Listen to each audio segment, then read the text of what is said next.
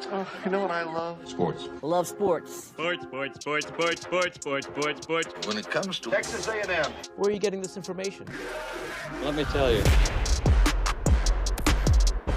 Welcome to TexAgs.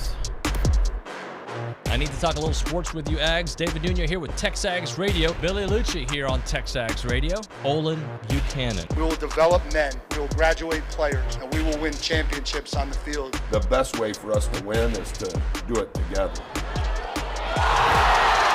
Do you realize everybody knows who you are right now? I think we're coming into this year with a new confidence. Schools are like, we're freaking Texas A&M, man. Like, that's about as pretty a throw-catch combo as there is. I saw the safety roll, the slot fade. I knew where I needed to put the ball. You had no other option but one hand at that point. Yeah, man, 50-50 ball, I got to come down with it. You know, if I'm betting on anybody, it's the Aggies.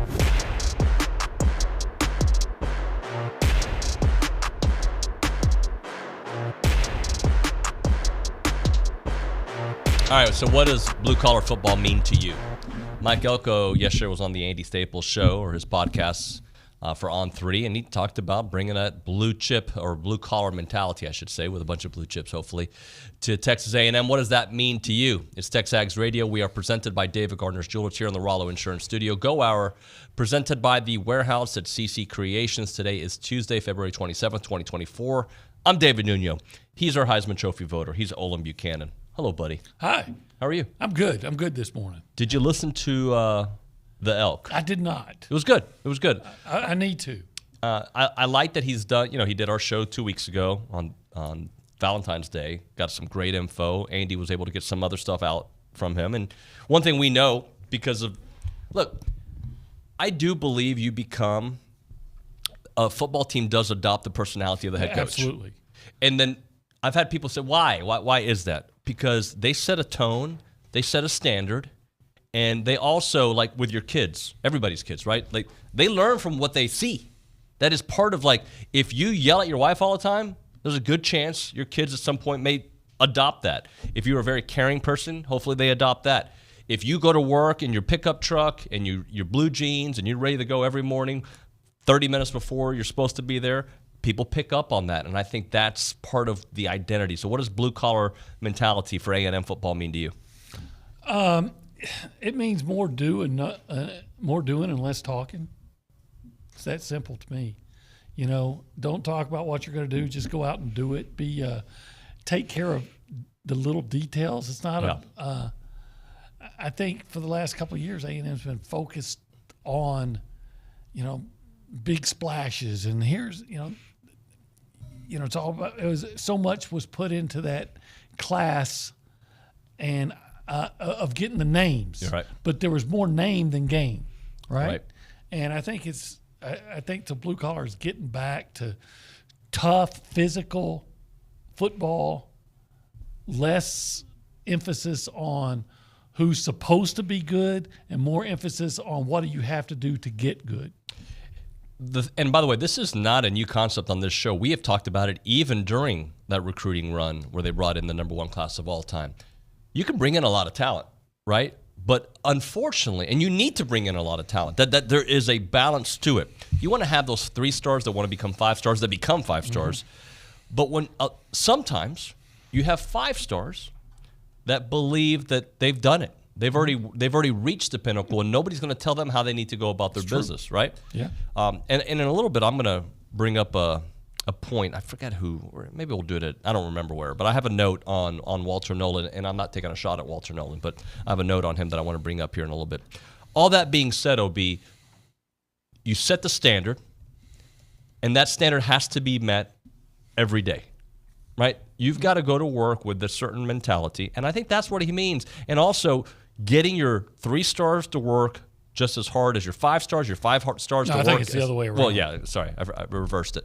Your walk-ons, you have to have that walk-on mentality. Like, I've got to walk on this team and make my way. If you're a 5-star, you're not expected to do you're expected to work, and then you are not given a starting job. Yeah, I'll give you an example. I'm not going to mention any names, but they're probably not going to be hard to figure out. But there was a guy a couple of years ago, and was having a nice year, but it wasn't a championship year. They had already gotten away from that.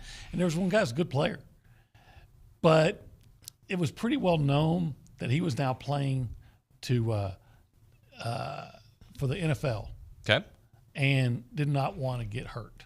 Mm-hmm. I think I know what you're talking about. And there was another guy that played the same position that just played great all the time, but was, not as old as him, and blue collar would have meant, all right, then let's play the guy that really wants to play. Right. Instead of the guy that has been at one time established, but maybe not given 100% effort anymore. You think you know who I'm talking about? Oh, I know who you're talking about. I think a lot of people do. I just don't want to say it. And there's a few games that come to mind. I'm like, had we done this? Oh, yeah. Of course, we're talking about back in the 1800s. Anyway, the reason I bring all that up, there's a couple other things that Coach Elko talked about that I want to get into here. But when we talk about these 5 stars and, the culture of a team, On3 had the 5 best transfer portal additions of 2024. I'm going to read you the names. Okay. And by the way, I don't disagree with these names. This is not why I'm bringing it up. Okay. The number 1 transfer portal edition of 2024 is, if you were to guess, who do you think the national media would say? Maybe the quarterback from Duke going to Notre Dame? No, actually, that's a surprising one that he's not on this top 5. What's his name? Riley Nelson? Riley Leonard. Leonard. Yeah. Defensive tackle, Walter Nolan. Now, I have an opinion on this that I'll share here in a moment. Number 2, Trevor Etienne. Goes to Georgia, right? Number 3. That's a good pickup for Georgia. Yeah, it's a great pickup. Number 3, Nick Scorton. Okay. Deserve it. You look at his numbers, his size, everything about him. Number 4, Isaiah Bond going to Texas, not Texas. And the number receiver from Alabama. Yep. And number 5, offensive tackle, Caden Green to Missouri. Well, you know what? Okay. Oh, I'm sorry. I'm not going to. That's all good. You go ahead and say what. Well, what I was going to say is, like, for Walter Nolan, I think if we're talking potential, he is number 1. If we're talking production and reality, I would rather have Nick Scorton. 1,000%. And is this maroon goggles? No, this is the guy led the Big Ten in sacks. Now, I will say this about Walter, and I'm not here to trash Walter. No way. No. Walter was pretty productive. Imagine because I think he had 34 to 40 tackles, which is a big number for an interior lineman. Imagine the numbers he would have put up had, something I've always harped on, and people are tired of hearing it, but had A&M's defensive coordinator said, we're going to keep our starters in longer. We're not always going to be shuffling in and out no matter what the circumstances. And I will say this about Walter. He plays a non-sexy position, right? It's not one of those that always is eye-popping. It can be. It can be. It can be. If you're Aaron Donald. Right. Excuse me. But, look, from what we've seen at Texas A&M, again, I've said this about almost every train. I didn't want Walter Nolan to leave. No. I'd much rather him be here. He was very friendly to me. I don't think it's as huge of a loss as what the national media is saying. But if we're talking about what I've seen with my eyes and what the stats say, well, I think Nick Scorton's up there. And by the way, I'm not arguing the list. I'm just making a point. I think Walter Nolan is as good as he wants to be. The problem is you just don't know how good he wants to be. I think he did have tendencies to take plays off. But when he was motivated and ready to play, he was a really good player. Very good player. As good as he wants to be. But I will say this. I personally, David Nuño, not TexAgs, I have a problem with somebody going to a program that we have beef with. Sorry, I just don't like it. That's just me. Yeah. You know what, though? It's a different world. That's why I'm a 47-year-old and he's a 20-year-old. Yeah. You're 47. Young guy. Pretty young. Pretty young. Pretty young. Anyway, that's the 5 best transfer portal editions of 2024. I'm impressed that they put in Scorton. I am too. It's hard to argue any other. Isaiah Bond, had he done a whole lot until he caught that last pass against Auburn? Had he done a whole lot? I'd have to look up his numbers. Well, let me read you what it says about him. Okay. Because one thing I have noticed, OB, is the national media is using Texas a lot in clips, in writing. Like Saturday Down South has become Saturday Down Texas. Like it's a lot of Texas propaganda, in my opinion. They got a lot going on. They do. There. They have, and Isaiah Bond. Nick Saban has raved about Bond's potential since 2022. Watch him put it all together in 2024. Maybe. He's got a good offensive coordinator, obviously, or a good offensive system. And you could argue that he has a better quarterback to throw to him. Is he going to be the number one? Who would you rather have, though? Quinn Ewers or Jalen Milroe? Because Jalen Milroe last year was, especially after the A&M game, or even in the A&M game, I should say, in the second half, was pretty darn good. That's a really good question. Because they're different. So it would depend on what you want to do. The tools that Quinn Ewers has, I think, are obviously a higher level tools. Well, throwing tools. But I like a quarterback that can run. Me too. So I might go with Milroe, knowing that I'm sacrificing some of the passing ability. The other thing that Coach Elko talked about was getting ready for that first game against Notre Dame, where he will take on Riley Leonard in that game. He said in the Andy Staples podcast, it's the modern era, because he's taking on his former quarterback, right? It's the modern era of college football, right? This is how it goes nowadays. Obviously, I got so much respect for Riley. He's a great kid and a great quarterback, great competitor. I pick an awful lot of quarterbacks. I'd rather be on the other sideline for my opener than him, but it is what it is, and that's the world we live in. I think there's a mutual respect between us. I'll finish it with this. But I think he knows, we are both high-level competitors, too. For those 3.5 hours, we won't be rooting for each other. We'll shake hands, wish each other the best for the rest of the year. Okay, nice. That is a good storyline to start the season, isn't it? Yeah. By the way, I want to throw this out. So Isaiah Bond had a really solid year at Alabama. He had 48 catches. This would have been great catch. Pick up for Texas. That would have been in how many games? 14? Yep. 48 catches, 14 games. But he had 25 of those catches came in the last 6 or 7 games. That's good then. So they felt more comfortable. Solid year. Was he a star? No, but I mean, solid. And you could again come back and say, well, the system, the quarterback was in that, whatever. But if we're going to be excited about Eli Ricks, right, who did not have the production that he had, that Isaiah Bond had, then you got to be excited. You can understand the excitement. Right. Yes, I can understand that. All right. Let's. By the way, if you want to talk about it, what does blue collar mean to you? You can do it at 979-693-1150, 979-693-1150. You can call us or you can text us on that phone number. Let's go behind the glass and say hello to the Nick Savage, who is in the director's chair today. Nick, good morning, buddy. Howdy, good morning, y'all. What's up, man? It feels like ages every time I have to train someone, but happy to be back. See how you said that? I got to train somebody. Yeah, big management guy. Yeah.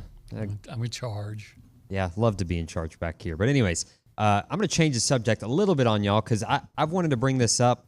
But again, I wasn't in the director's chair. But, with the college football playoff confirming that 5-7 model, right? I don't understand or why is it that everyone's accepting of allowing a group of 5 champion into the playoff? You know what I mean? I feel like it's going to come down to this year and every year that follows that a team that's, I guess, 13th, a Power 5 school or a school in the SEC Big Ten, who's much more deserving than a 10-2 Tulane out of the American. I don't know, that's going to sneak into the playoff. I just don't. That doesn't sit right with me. But I'd love to know what y'all think about that. OB, who was it this year that took on Ohio State in the playoffs? Or excuse me, in the bowl game? Missouri. No, you're thinking of Oregon versus Liberty. There we go. Oregon versus Liberty. Boat raced. Yeah, Liberty, who was a cool story, and Oregon, what was it, 45-3, something like that? Yeah, it was over at halftime. And that would have been, I read an article that said that would have been, had we gone with the 5-7 model this year, that would have been a first-round matchup. I also saw, not last year, but the year before, Tulane beat USC. That's true. With their Heisman Trophy winning quarterback. Yep. So. And Cincinnati, a couple years ago, I think deserved their spot in the playoffs a couple years ago. You may not agree with that, but it's okay. Right. I don't have a problem with it until the big major universities, major conferences break off and form their own. Are you going to tell everybody else that plays you don't even have a chance to play for a championship? 100% agree with you here. Yep. What do you think, Nick? You think they shouldn't be in? Yeah, because you know what it's going to come down to? Yeah, case by case. But I just feel like it's it's really going to come down to one year. it's going to be like A&M year 2 of Elko or something. Maybe this year, who knows? He's looking good. He's got him, 10-2, maybe not make the SEC championship game, but they're right on that bubble, and some Liberty team's going to get in over A&M, and they'll be left if you're out. 10-2, you're going to get in. Well, you get my point, though, right. OB. We know the rules going in. Yeah, if you know the rule. Plus, I mean, does that? And I have to admit, I don't know at all. But are there any set criteria for that one group of 5 team? Do they have to? I think it has to be the highest ranked. 5 highest ranked conference champions are auto bids. So with the Big 10, SEC, Big 12, ACC being the 4, I don't know exactly what the deal is with the Pac-12 with Washington State and Oregon State, but I would imagine they're not included in that. I would like to coach at one of those because I could put on my resume, hey, you know what? We were second. I coached them to second place. So I don't know. I mean, do you have to do they have to have at least a certain? Do they have to be like a top 15 conference champion? I don't think that it's I think it's the highest ranked. The highest one. I believe that's it. We can have Luke kind of look into that. Let's check in there at the Angry Elephant News and Social Center. Luke Evangelist. Luke, good morning, buddy. Good morning, David. I've got some great news for you. Do Just you really? Give me the magic word and I will tell you. Magic word. Please. Okay, perfect. I will begin. Thank you, OB. Emily Kennedy, how about Aggie softball? She was named SEC Pitcher of the Week after taking a no-hitter into extra innings against UTSA, and she posted a career-high 16 strikeouts. If you remember, she was actually named SEC Pitcher of the Week last week, which makes her the first Aggie pitcher to win Conference Pitcher of the Week in consecutive weeks since Megan Gibson was named Big 12 Pitcher of the Week in back-to-back weeks in March of 2008. So congratulations to Emily Kennedy. Aggie softball is 14-1 this season, so make sure to head out to Davis Diamond to support Trisha Ford and her team. They're currently ranked 17th in the country. Hear, hear. Hear, hear. I didn't know they lost. But nobody's perfect. No. And there's going to be more losses, unfortunately, for both teams on the diamond. If they can go 14-1 again, I'll accept that. You'll accept that? I'll accept it. You take a no-hitter into extra innings and win on a walk-off, you'll take that too? Yeah, I'll accept that. Luke? Yeah, let's check in right across the street from them. Aggie baseball is 7-0 and outscoring their opponents 80-8 this season. At this time last year, they were just 4-3 with a series loss to Portland and had outscored their opponents just 41-32. So they gave up more runs in the game against Portland last year than they've given up all this season this year. So an incredible change, and that is partly due to Max Wiener and the pitching staff that has been revamped. Tonight they're going to host Lamar at Olsen Field at 6, and then they'll travel to Globe Life Field, home of the world champion Texas Rangers. Sorry, David and Nick, for the Globe Life Field series, where they'll play Arizona State twice and USC once. And actually an interesting note that I'm sure a lot of you are familiar with, Texas A&M has gotten a transfer from Arizona State in 3 straight off seasons. Good ones. Jack Moss, Hunter Haas, and Brock Peary. So it worked out for the first 2, and to be determined on Brock Peary. I saw you smiling a little bit earlier. When I think about what they've done pitching-wise. I know where you're going with this. That pitching, they've done such a turnaround in pitching. So how do you not smile when you think about what they've done? I'm proud of you, OB. I'm proud of you. I know what you were thinking, and you didn't say it. I'm proud of you. Thank you. I'm proud of you. I'm proud of that pitching staff. Yeah, I am too.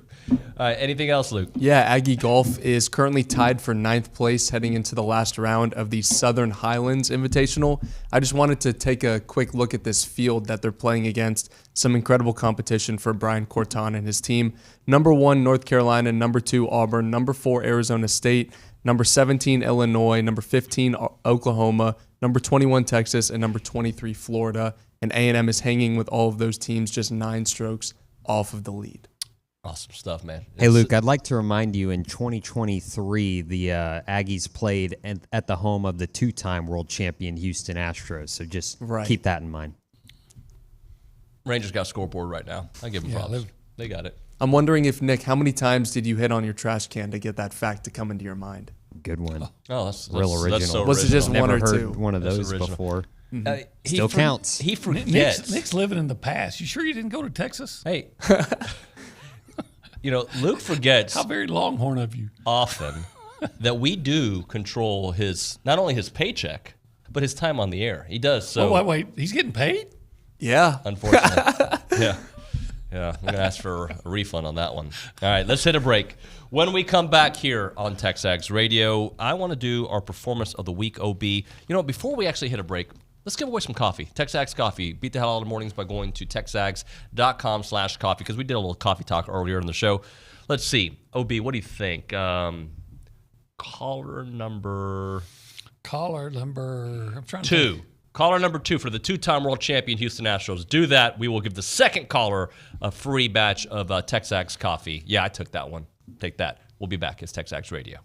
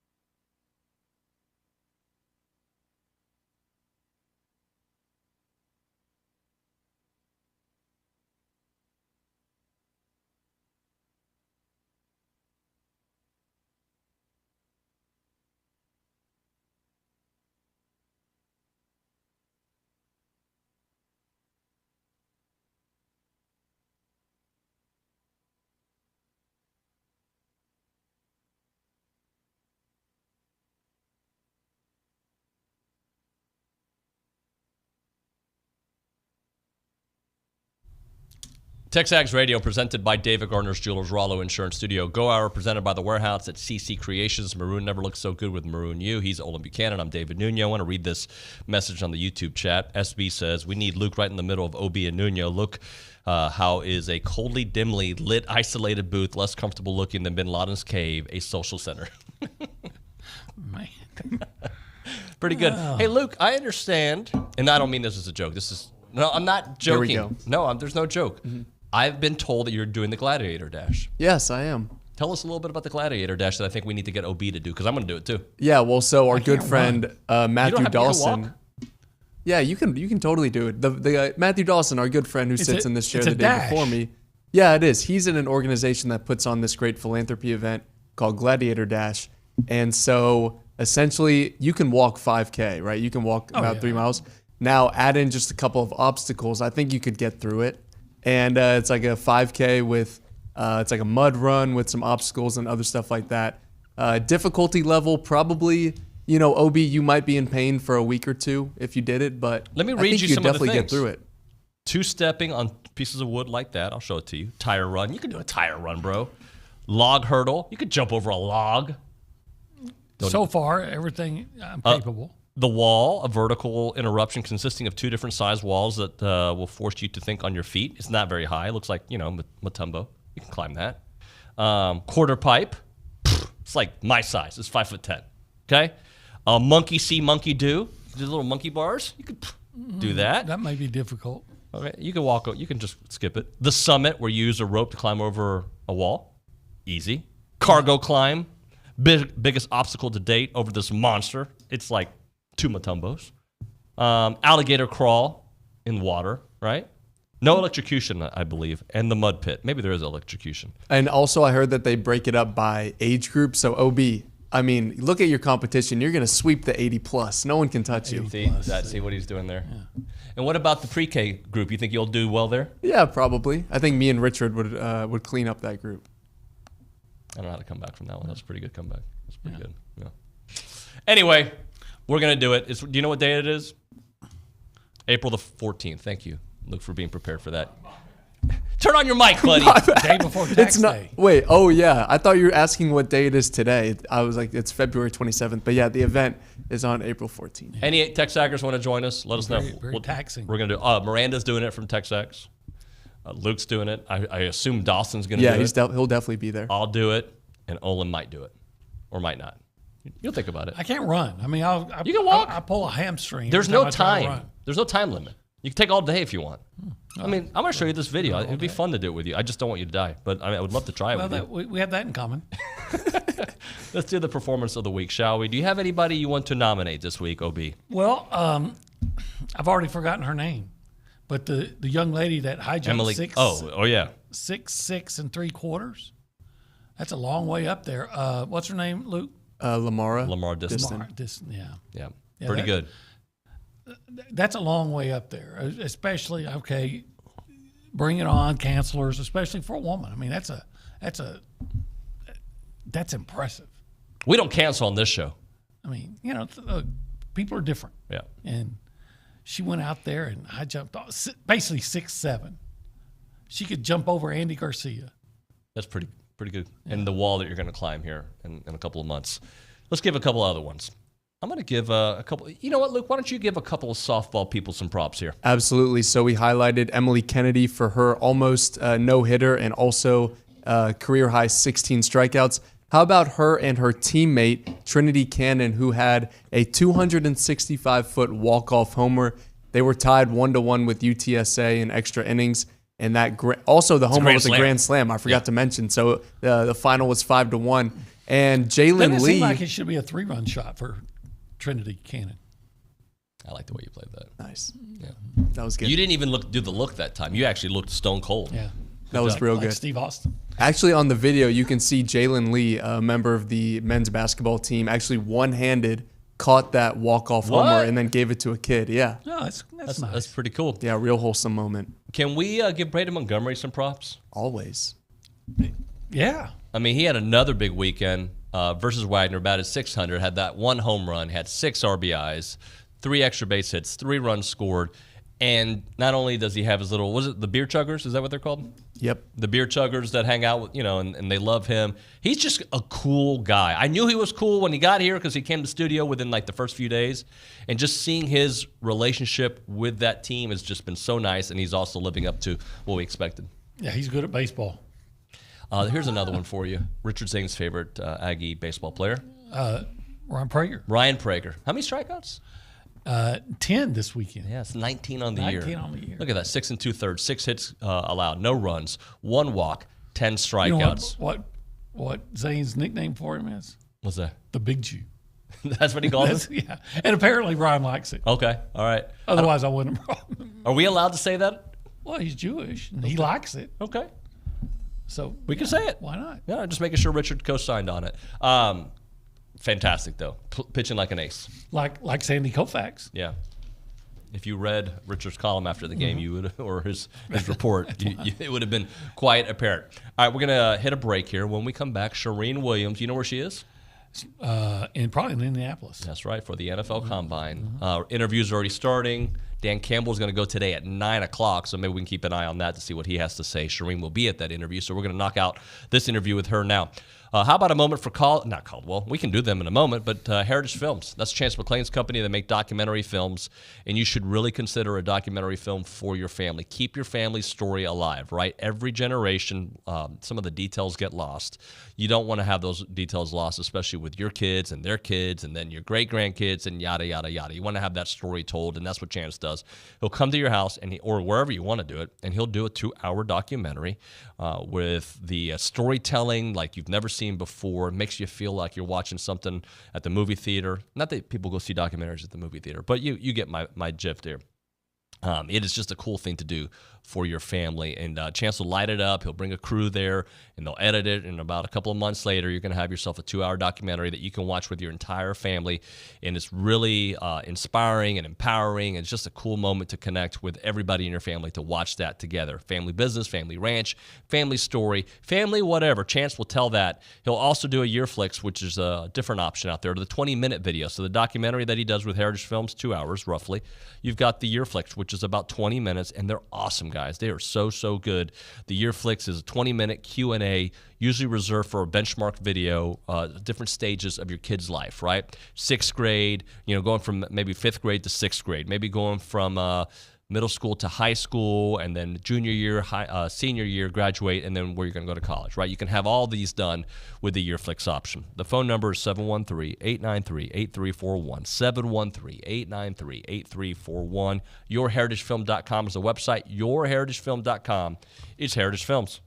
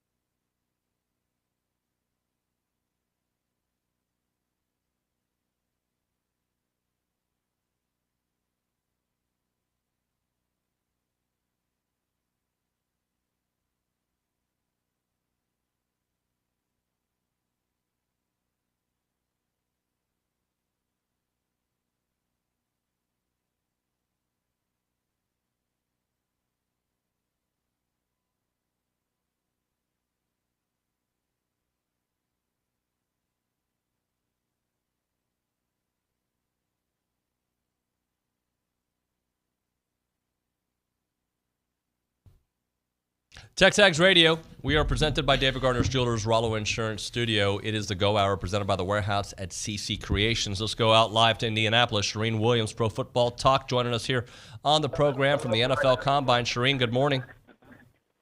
Good morning to you guys. About to get started here. Yeah. It'll be a fun day. Yeah, I always enjoy going to the Combine. It's been a few years since I've been. Yeah. It's really expanded, right? Like they have you guys now in the convention center, not just the stadium, right? Yeah, it's been that way now here for a few years. My coworker, Miles Simmons, was asking me last night how many I've been to. My first one was 1995, but I missed 3 because of the Winter Olympics. So however many that is, 1995 to now, minus 3, but a lot. So, and it has certainly changed over the years. In the past, like we used to it was grab guys as you can. There might have been, a couple hundred media here. Now there's thousands of media here and podiums set up and all-day interviews. So every day, today through Saturday, I'm actually going to go home Friday night, but today through Saturday we have interviews. So, it'll be a fun week. Charean, my White Oak High School education would tell me that you then have been to 26 of these since 95. Okay. I'll take your word for that. Because 95 to 2024 would be 29 years minus the 3. Okay. So is it still, how much importance do you think is still put on what they do at the Combine? Because there's some questions about that. It's more about the medical and the interviews, I think, than anything else, the actual testing part, at least for the top guys. I mean, now we've seen guys obviously rise and fall based on their numbers here, and it's often been a mistake. If you go back even to Mike Mamula, my first Combine, he put on a show, and it ended up being one of the top picks, and obviously a lot of people don't even know Mike Mamula's name. That's what he's known for, is being a workout warrior, and you put on the tape, and you saw that he probably wasn't going to be a very good player, and he wasn't, and didn't last long with the Eagles. So you got to use your eyes when you watch the tape more, the game tape more than what they do here, and not put as much stock in that. Having said all that, I think for guys in those second to priority free agent range, it's important, and it's important to work out well here and show that you can put up the good numbers, that you can do the on-field drills very well. So I think it's important for those types of guys to actually work out well. But for the top guys, it's more medical. Michael Penix, for instance, his biggest thing here is going to be the medical testing. How do those knees look? How does that come out? How do they judge him medically? What do the doctors say more than anything else that he does on the field, whether he throws or not? Talking to Charean Williams. Charean, which Aggie you think can really help their stock this week? Are those evaluations ongoing? Does somebody seem like they can be a riser this week? I think they all can, but you look. Olin and I think, discussed this last week or the week before about Cooper. I think he has a chance to propel himself into the first round. That's, you can go from a high second round pick to a first round pick by, if you put on a show here. He did really well at the Senior Bowl, and that helped him. And I think he can really help himself and maybe get into that first round if he can put on a good show here for the scouts this week. But all of them, like, there are no top 10 no-brainer picks, so they're all going to work out if they're healthy, and they all have a chance to rise up the draft board based on what they do here. It's my understanding that neither Jaden Daniels nor Caleb Williams are throwing or doing anything there. Drake May is. Yeah. To your knowledge, are all the other quarterbacks actually participating? And in your opinion, should the Dallas Cowboys use a early pick, like a top 3 pick on a quarterback? Yes, they have all indicated that they are going to throw the other quarterback, so I think we'll see that. I do not think they should use an early pick on a quarterback. That's why they traded for Trey Lance, and they haven't seen enough of Trey Lance. We're going to see in the preseason what Trey Lance can do, how much of this offense he's learned.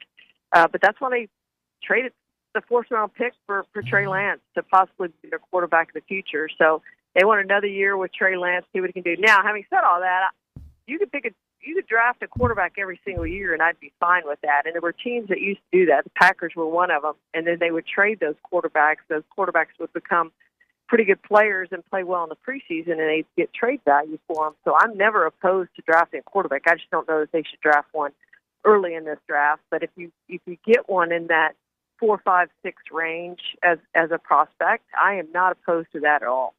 Charean, when we were texting yesterday, you mentioned a bunch of Aggie free agents there in the NFL. Give us some of the names, some of the big ones. Yeah, I put up my our top 100 went up today, and of course the big one is Justin Lanham. He's number 5 on our list among all the free agents.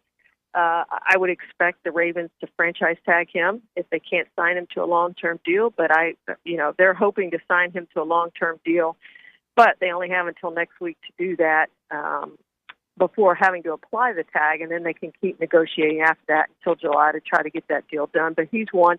There's quite a few on here. I regret that we never had Jermaine Illuminor as one of our players of the week, because he had a really great year for the Raiders last year, moving to right tackle. He's 74 on our list, and I think he's going to see some interest in free agency. Well, Josh Reynolds is 87.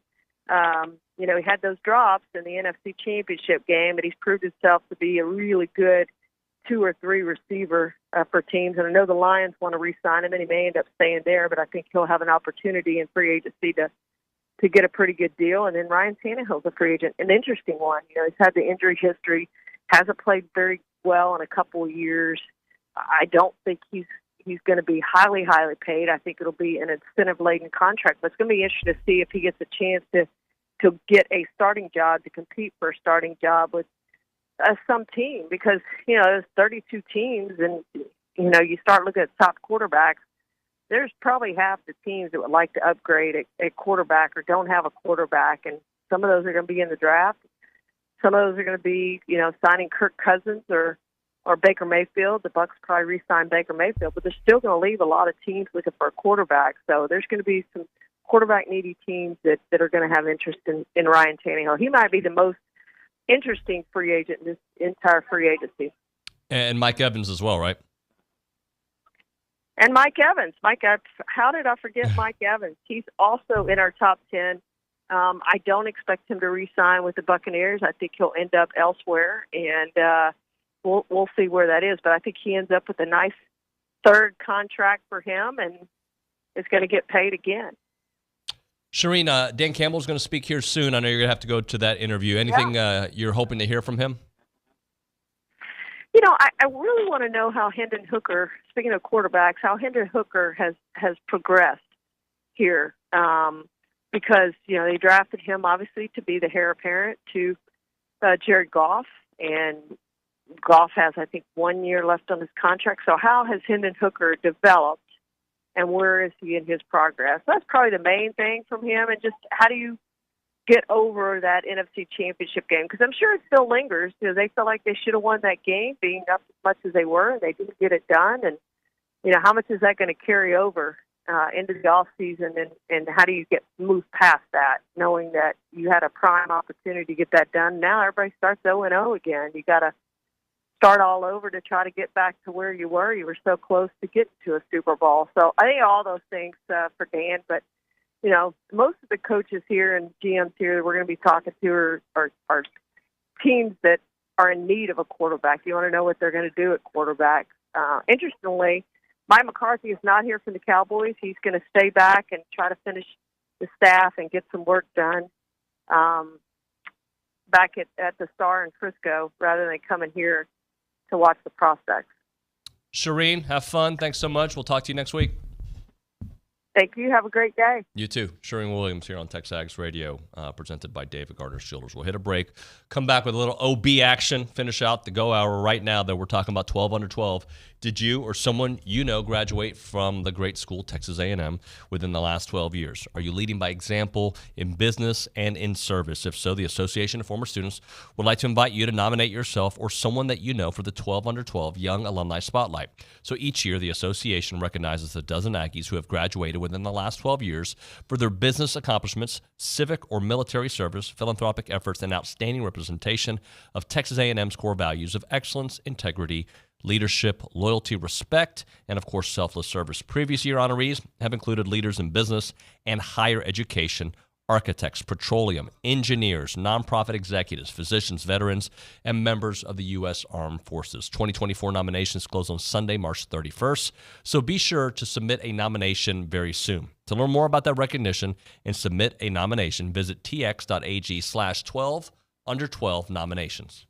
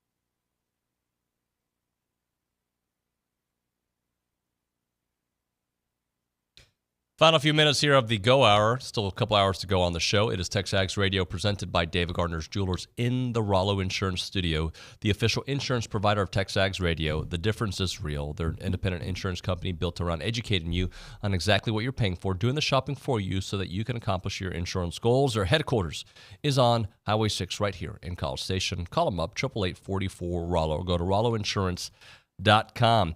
Angry Elephant News and Social Center. I'll be at the Angry Elephant this weekend in Little Elm. Looking forward to that. Billy and I will be there Saturday from 5 to 7 o'clock.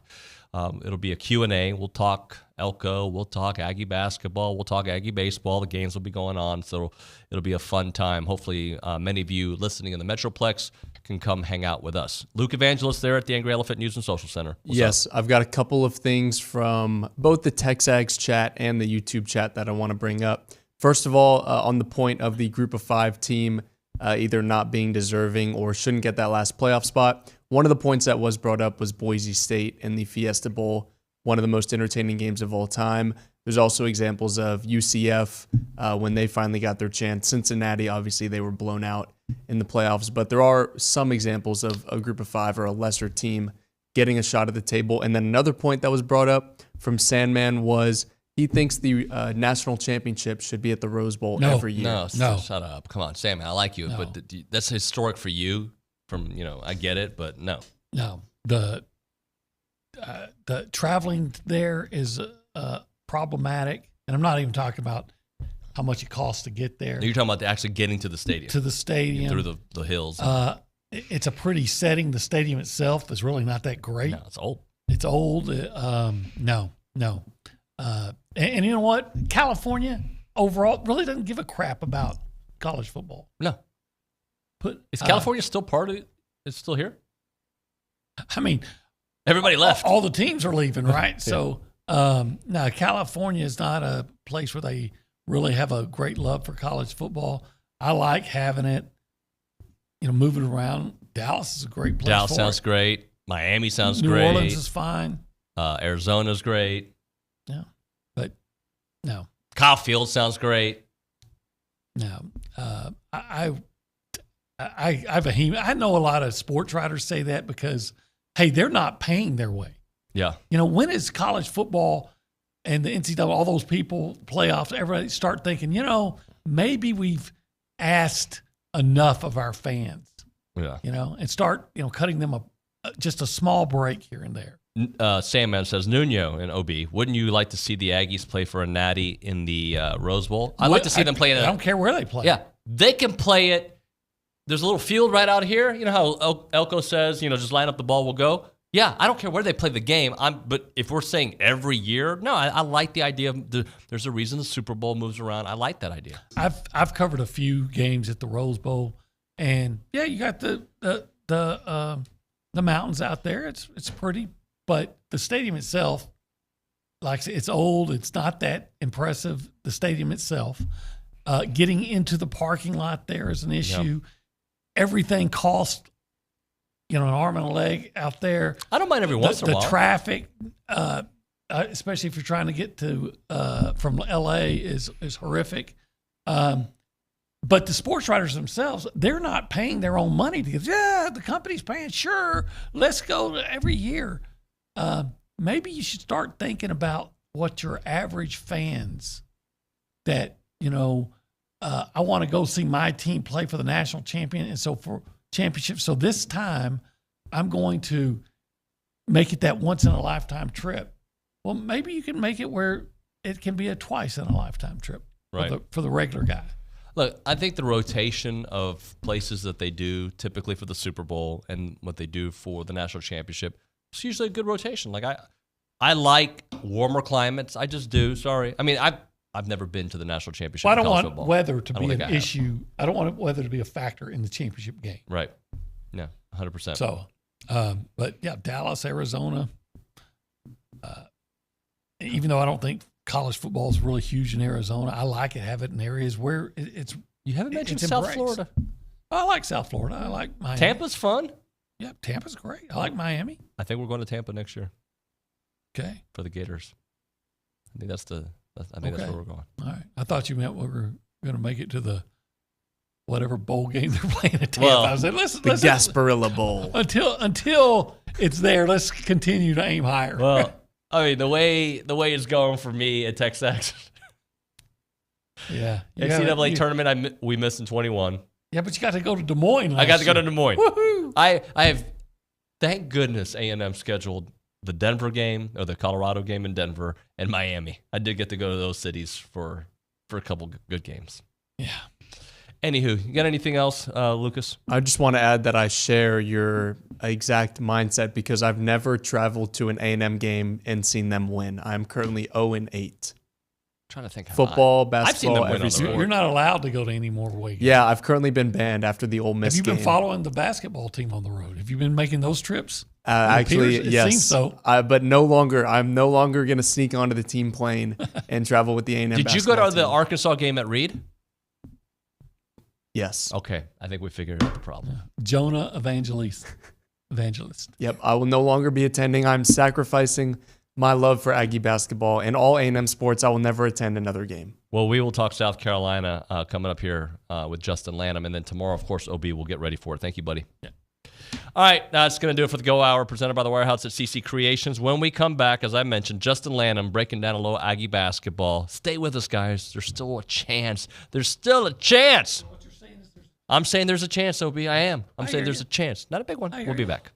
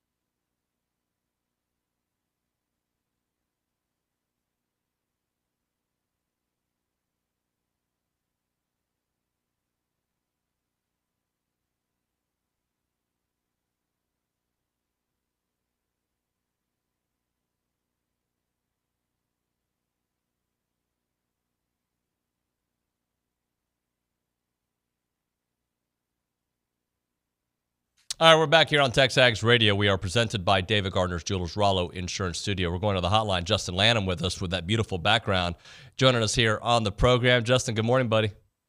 Good morning, David. How are you? I'm good. We're talking some Aggie hoops with Justin, obviously. Justin, how did we get here? Like, I have a follow-up to that, but just like in your mind, like, how do we get to a point where this team is a couple games out of first place 2 weeks ago, and now they're one of the first teams out of the tournament? Yeah, I think like we've said a couple weeks in a row, it's just a culmination of different things. In each game, you can pinpoint different things, but to me, it's just the struggles offensively. Just feel like they've gotten a little worse, and obviously, I think part of that is because too, I think teams, you get further and further into conference play, and teams just start to figure you out more, and so they get more film on you and kind of see your tendencies and things like that, and so. I think our tendencies are I feel like are pretty easy to guard. We don't have a whole lot of guys that we rely on to score the ball. We've got a couple of guys, I feel like, and so when you shut those options down, I feel like it's an easy way to get a victory. Justin, how much of this was predictable? And this is just spitballing here. It hit my mind a moment ago. A couple years ago in 2021, this team had a similar offensive look when they were losing, right? Then they turned the keys over to Quentin Jackson, and they became a one-man show. Last year, I don't think it was a one-man show, but when Wade Taylor was super hot, he carried them, and then they became extremely hard to guard. But that offense has really been that since the Q Jackson run. It's been a guy who, can attack the rim in one-on-one basketball. And again, this year, you got two guys that can do it. Obviously, Boots has been there the last couple of years, and when he's on, he's on. But it becomes, all right, just take away the one-man show and make them beat you elsewhere. And I'm wondering if some of this could have been predicted because of the way they play their basketball. Yeah, I would say so. And it is predicted the further you get along in the season, because you are who you are, and so you are who you put on film, and so what you're putting on film is who you are, and so I think it's predicted in that way. And look, teams. I'm watching I'm rewatching the A&M Tennessee game last night, and I'm noticing the backside help.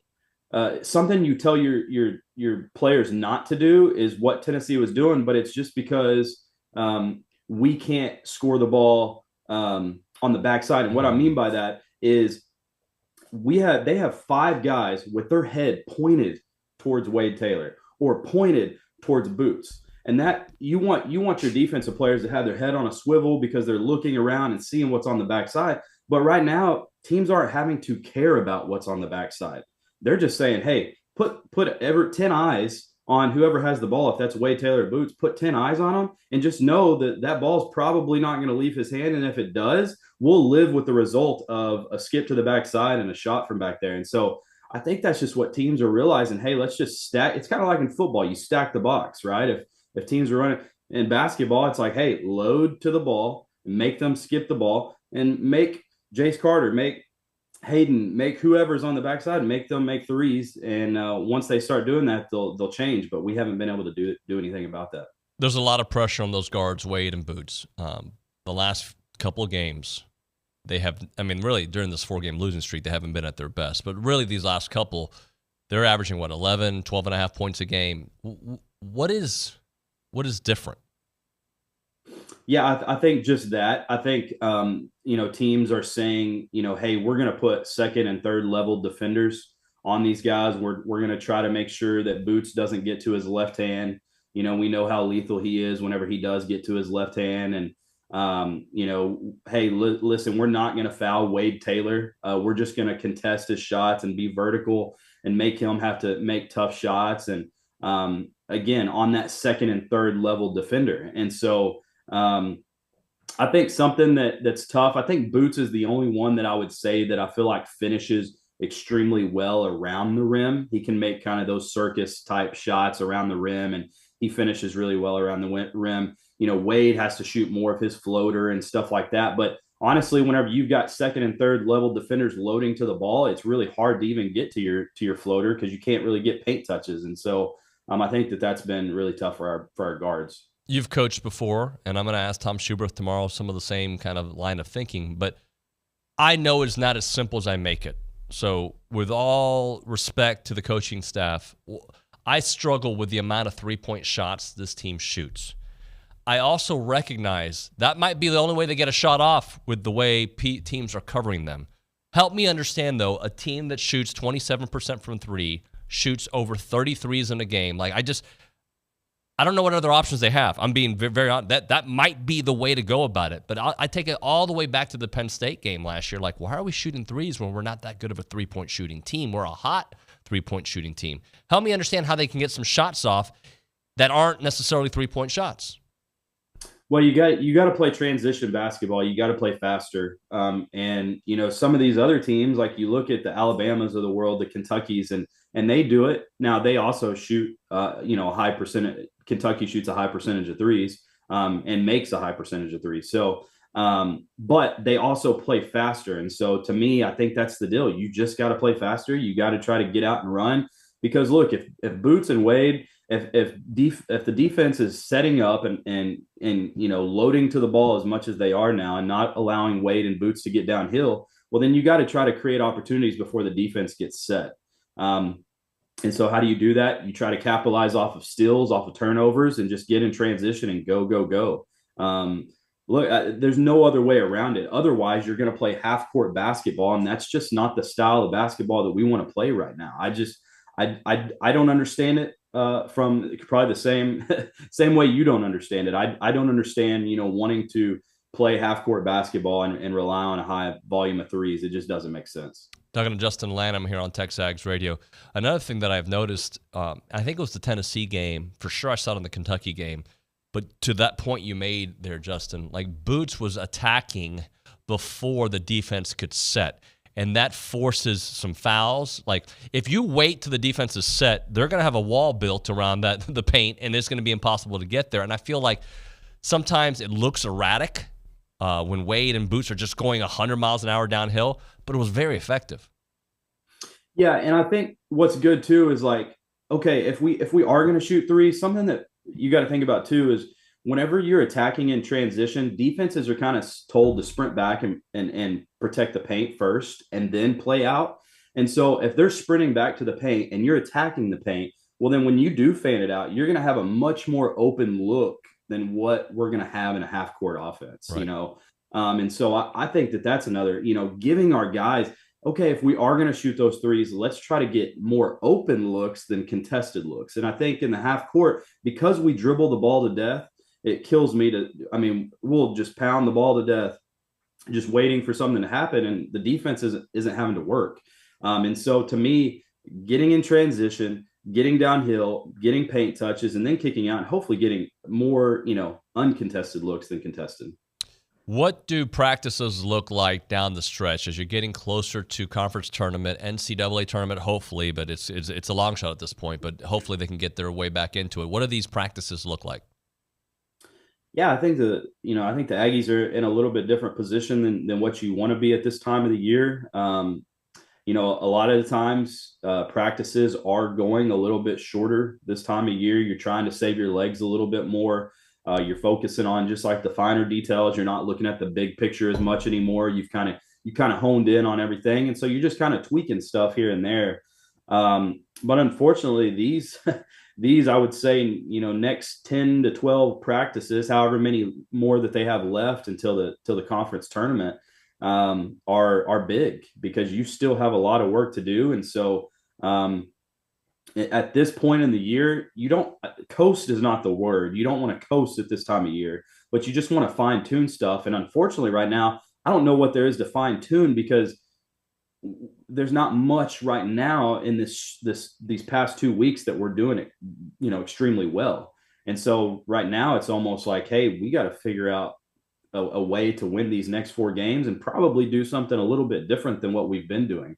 And so these practices probably are going to look a little bit different than some teams across the country that already feel like maybe they've punched their ticket to the dance.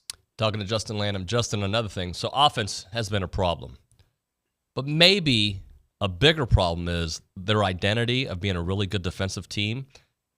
Like Tennessee, now they're a good team. and they're going to shoot well, but like 52%, like that, to me, some of the defensive, what are you seeing defensively that maybe we haven't seen when they're at their best? Yeah, I thought Tennessee, again, like I said, watching it back last night, I thought Tennessee kind of pushed the ball a little bit, and there's a couple plays that I didn't feel like we sprinted back in transition. I mean, the margin of error is so small in college basketball. When you're not sprinting back in transition, when you're not getting to help like you're supposed to, I mean, it's the smallest detail. You don't hedge hard enough on a ball screen when you're supposed to hedge. You're late to a ball screen. You're not staying attached to your defender. I mean, you could name all the things, and if you're not doing those things, all it takes is just a half a second to be off, and a team's going to get a good look. Dalton Connect, I felt like he was able to move freely. We weren't bumping him. We weren't making it hard for him. And to me, Tennessee, they're gonna be able to clip a lot of those video clips from last game and make a highlight tape. I think they had 10 to 12 dunks, and that to me was just embarrassing to see how many just highlight type plays that they had. I don't want to say that it's not that we're playing hard, but you just got to fine tune the small details when you're not sprinting back in transition and doing some of the things like I said. I mean, people can take advantage of that. How much of what we're seeing is physical, like physical offensive limitations? How much of it right now during this stretch is here in the mind, in the brain? I think there probably is some of that. That's hard to overcome when you're on a losing, stretch like this. That's definitely hard to overcome. It's real quick to get beat down. And that's why, you mentioned earlier about the practices. That was something that I always found really hard as a coach is you have that fine line of, man, we just lost 4 games. Do we get after it hardcore right now, or do they need a little bit of more positivity? What's going on? And unfortunately, in today's day and age, there's more, it's more of a mental game, I feel like, than used to. Used to back in the day, a team loses 4 games, you're just going to get back and say, hey, we got to practice harder. Well, now, because of how, I feel like the types of kids you're coaching these days and things like that, I feel like some of it is a mental game. And so you got to try to figure that piece out a little bit. Who's got to step up their game? Obviously, we want to see Boots and Wade get back to what they do, and that makes a huge difference, right? But is there somebody else? Like, I think Jace Carter's played well recently. Unfortunately, It's been because, a couple blowouts out of the last 3 games. Who do you think needs to step up to be able to get this team back on track? Yeah, I mean, I would like to see, and this is not a knock on them to say that they haven't been, but I would just like to see them maybe get to the next level and continue to elevate. And that's just Solomon and Anderson, just kind of be the Bash brothers that we need them to be, just kind of that energy. And, that's the thing about this team. Sometimes you look out there and you just are like, hey, like, where's somebody that's going to, light a fire under our guys, and I think that can be Solomon and Anderson, but I would say if there's 2 people or that I would like to see kind of elevate their game over the next four games is Solomon and Anderson. And I think that they're capable of that. They've shown it at spurts. And so I definitely think they're capable of that. So I'm looking at Anderson, and especially in the Tennessee game. Usually, I think he did so well during a big stretch of the year that it's set like an unfair expectation for what sure. Most college athletes are not going to give you, college basketball players are not going to give you 14 to 16 rebounds in a game. Anderson was doing it routinely outside of the Arkansas game, and he did okay against Bama with his 12 boards, but he had 8 against Tennessee, but wasn't providing any offense. There was a stretch where he was providing double-doubles, and it just shows that if Wade is off, if Boots is off, and Andy ain't carrying some kind of offensive load, which we didn't even think was possible before the season started, then where are they going to get points? Yeah.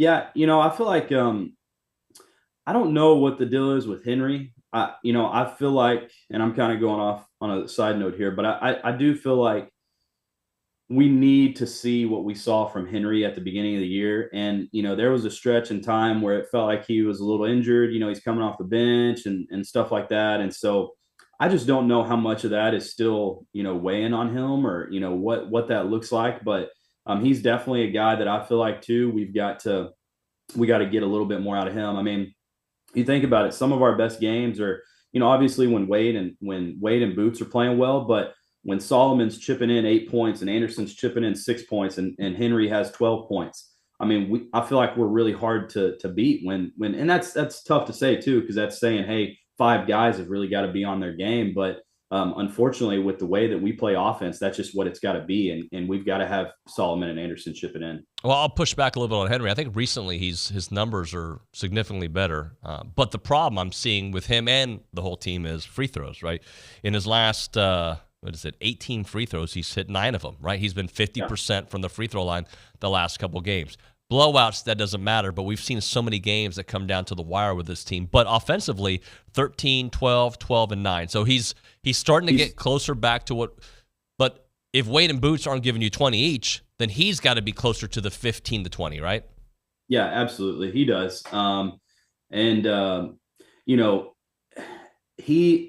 When, like you said, getting to the free throw line, I think sometimes that's tough because when they almost feel like an empty possession or you feel like it's a turnover because you're missing shots at the free throw line, I mean, that's tough too. And so a lot of the times we do feel like we have a positive, we get to the free throw line, we get fouled, and then you feel like you just go empty from the free throw line, and that can't happen. So let's make a case. Make a case for this team, not for the committee, but for what the resume could look like if they figure a couple things out. I'm not saying, do they have to win out in your eyes? Can they, 4 games left? Can they, win 3? What do you think? I think they got to win out. I really do. The tough thing is we don't have, besides the South Carolina game at home, I don't know that do we have another a Q1 on the schedule? I don't think so, but Mississippi State's playing at a pretty high level recently. That's right. So, so to me, I feel like you've got to win out. You've definitely got to take care of South Carolina at home. And then I wish we had a Florida left on the schedule or somebody like that, that could, again, kind of boost the resume. But I don't think that that's the case. And so the only other thing that's tough, too, is sometimes I feel like you don't really get rewarded for winning conference games, or conference tournament games is what I mean. And so to me, I feel like you've got to win these next 4 games. And then obviously you've got to do some work in the conference tournament. But sometimes I feel like those get a little bit more overlooked than the regular season. Well, if you went out, you're 10-8, right? Yep. Would that be 10-8? Am I right? Am I doing the math right? 10-8. Yeah, you're in the tournament, right? Nick, put the standings up, and let's take a look at the standings if you don't mind, because if 8 to 9 teams make the tournament, and at this point, I don't know if 8 or 9 teams are going to get in the tournament, but if you get to 9-9, you're going to be one of the top 9 teams in the SEC. The thing that's going to hold you back is this recent stretch, right? It's certainly going to hold you back. But if you're at 9-9, if people are talking about Mississippi State making the tournament, at 9-9, you probably beat Mississippi State. Yep. Yeah, I agree. So if we win out, are you saying you think that we'll be in the top? What did you say? You think we'll be in the top what? If you win out, you'll be in the top 8. Yeah. You'll be in the top 8. And if you go 9-9, you still might be in the top 8. It's just going to depend who the other teams are, because you do have you split with LSU. And Kentucky's not going to be 9-9. I guess Mississippi State, in that world, more than likely you beat Mississippi State. So if there is a tie there, you've got that. Mississippi State at 8-6 is looking like they're going to be even better than, they're probably going to be at least a 10-win team. Yeah, I know that looking at Lenardi's predictions, which whatever you want to say there, but he keeps going back and forth between 7 and 8 teams of what he thinks is going to get into the SEC tournament. So I really, I think you have to win out for sure to get to that 8th, if we're going to be that 8th and last team that gets in from the SEC tournament. Nobody likes this question because you don't want to go on record. I don't want to go on record. But if you had to guess right now, do they make the tournament? I'm going to say yes. I'm going to say we win out, and I'm going to say that, yes, we're going to make the tournament. Wow. I don't know. I'm going to be positive. I think they can get the 9-9. I do. Yeah. I think they can get to 9-9. They can, right? They can get to 10. They can get to 10-8. But I think 9-9 is attainable, and then they're going to need some help in the tournament to get in. Yeah, I'm. You know what's funny? I like how we match up against South Carolina. The one game that I'm worried about, I know people are going to say, Mississippi State is playing well, and they are. But I think the one that I'm a little worried about again is Ole Miss. Oh yeah. I think that I'm a little worried about that one. They have so much length. They were able to block a lot of our shots, and we've been struggling getting to the rim as far as getting our shots blocked at the rim and things like that. And so when we're not shooting well, I think that's bad news for us.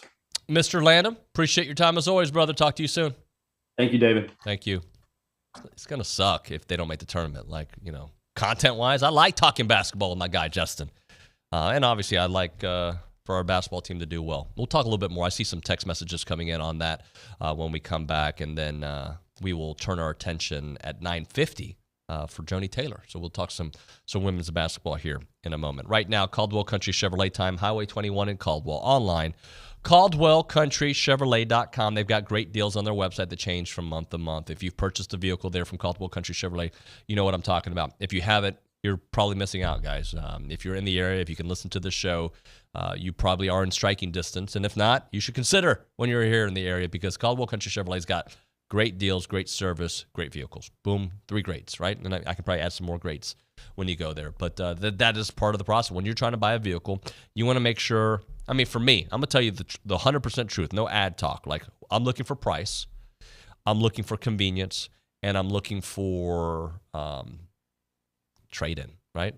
Like that's the truth. Like, the price is going to be the main thing. But I also want to make sure that I go somewhere, then they're not going to try to upsell things to me. I'm like, wait, why is this on the price? Or I'm going to get terrible customer service afterwards where they try to, hey, you need new this, new that. Like, no, I want some place I can trust. I want some place that's going to come to me, pick up my vehicle with complimentary pickup, that the way they do it. I don't care if you're 5 minutes from the dealership or you're 25 minutes from the dealership. That kind of service is top notch when you get that there at Caldwell Country Chevrolet. They're not a far drive, as I mentioned, about 15 minutes from the edge of Bryan to the beginnings of Caldwell. Short conversation away, but you'll see the difference when you step on the lot and do business with the great people there at Caldwell Country Chevrolet. They're on Highway 21 in Caldwell and online, CaldwellCountryChevrolet.com.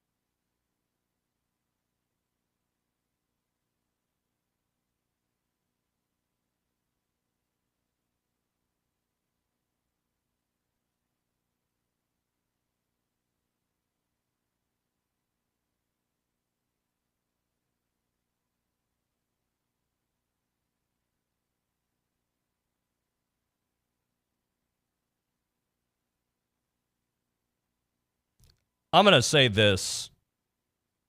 The basketball team has to step up and do their business. But I'm seeing a lot of, like, I've given up on this team vibe online, right? And while I do get it, like, there's a big, what is it, a big hole to get out of? Luke, is that probably the fair way to phrase it? It's a big hole that they put themselves in? Yep. Well, I believe that. If Reed ain't popping on Wednesday because you guys have given up, then you're giving up the chance to. Then I hope you do get back on the train at some point if they win that game, but give them a better chance. Like, we all can play a role in that. Reed should be popping tomorrow when they take on set. It's at home, right? I'm not crazy. I felt silence. Yeah, we've heard Wade Taylor say, or was it in y'all's interview, Luke, with him, where he was in here for the From the East Side podcast and said Reed Arena has literally won games for us. So I'm with you, David. No, again, things are looking a little bleak, but no reason why you can't show up and show out. They've been blown out 2 out of their last 3 games. They lost a game they shouldn't have lost to Arkansas. Okay, I get all that. And then obviously the Vanderbilt game, which came down to an incredible shot. Okay, I get it. It's spiraling out of control.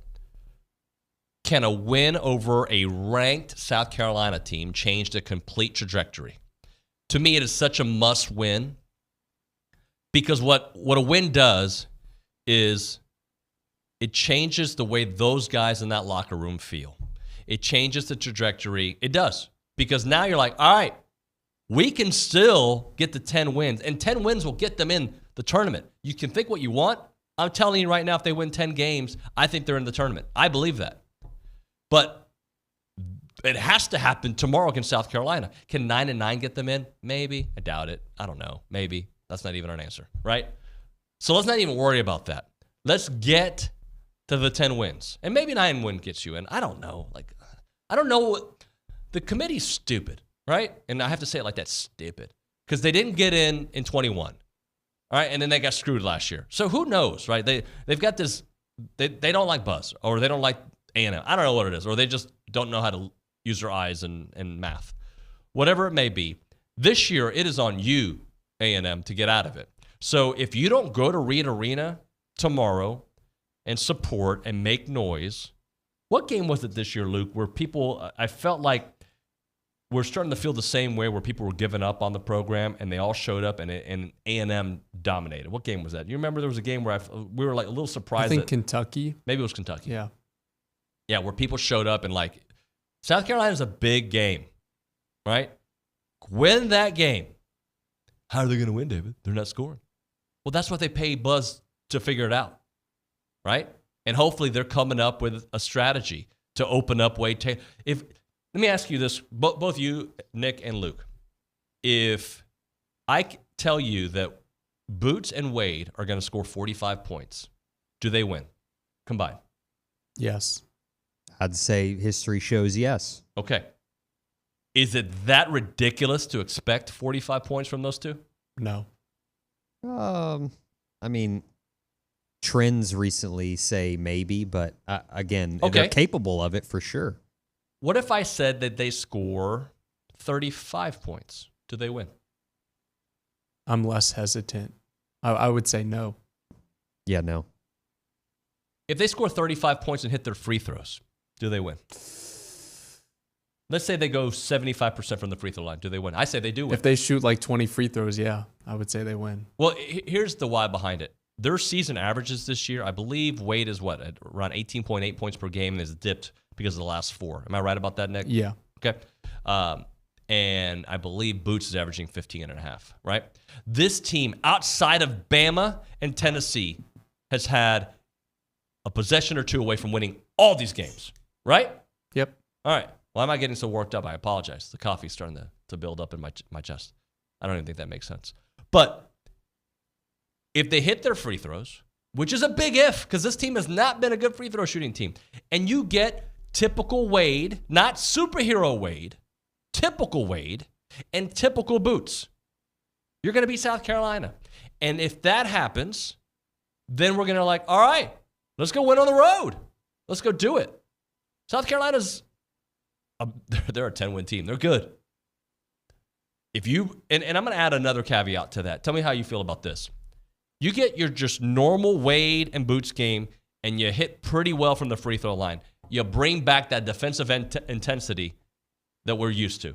Now, do you think they win? Yep. I'm adding a lot of qualifiers. I recognize that. But the things that I'm adding to I'm not trying to like be Tony Robbins here and motivate you guys to root for them to win and expect the victory. But the things that I'm pointing out to you are certainly very doable for this squad. Like the Vanderbilt game, the Arkansas game came down to the wire. You can win those games. Hit your free throws. I mean, it's not as simple as just hit your free throws.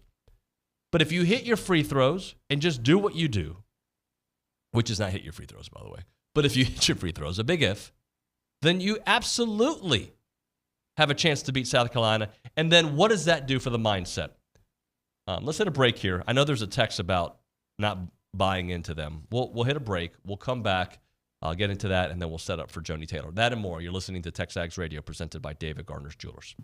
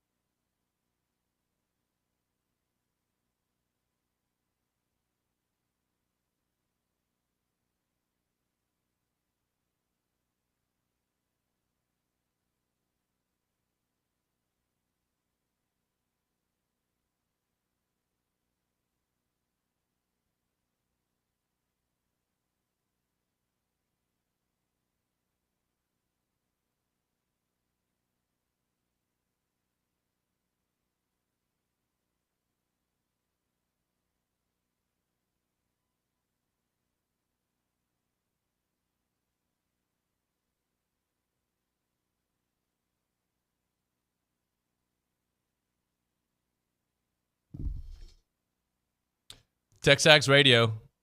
Who are we presented by, Luke? David Gardner's Jewelers. Yeah, you know we're in the Rollo Insurance Studio, right? Oh, I knew that. All right, good. So we're going to do a little bit of both here. We're going to read some text messages. We'll continue a little bit on basketball because, I mean, I feel like I was definitely a little Tony Robbins in that last segment. Yep. I like Tony Robbins. I used to think he was a dork, but like I like him. He's good. Yeah, he's good. He looks like he could fight. Yeah. Luke doesn't know who that is. Yeah, I have no idea. You don't know who Tony Robbins Neither is? do I, Luke. It's okay. Are you guys kidding me? I have to look it up. You don't know Tony Robbins? I probably will after this Google search. All right, I want to wait for this. This is very Tony interesting Robbins. to me. How do you not know Tony Robbins? I'm probably looking at the wrong guy. No, there's only one Tony Robbins. American author and coach? Yes, that Tony Robbins. You've never seen him before? No. Let me tell you the problem with your generation.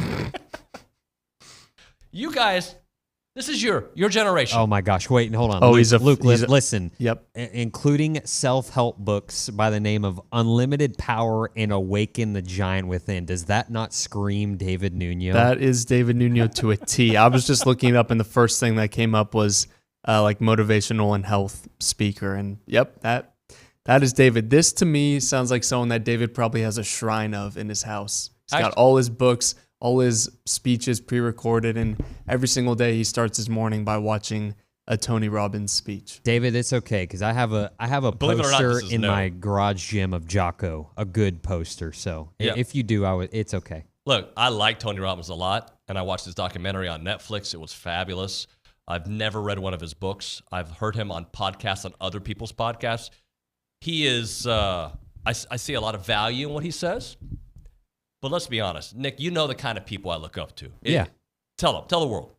David Goggins, Jocko Willink, your good friend. My good friend, good. Yeah, just people who get after it. People, Tim Kennedy, I'm sure you guys are familiar with him. Yeah.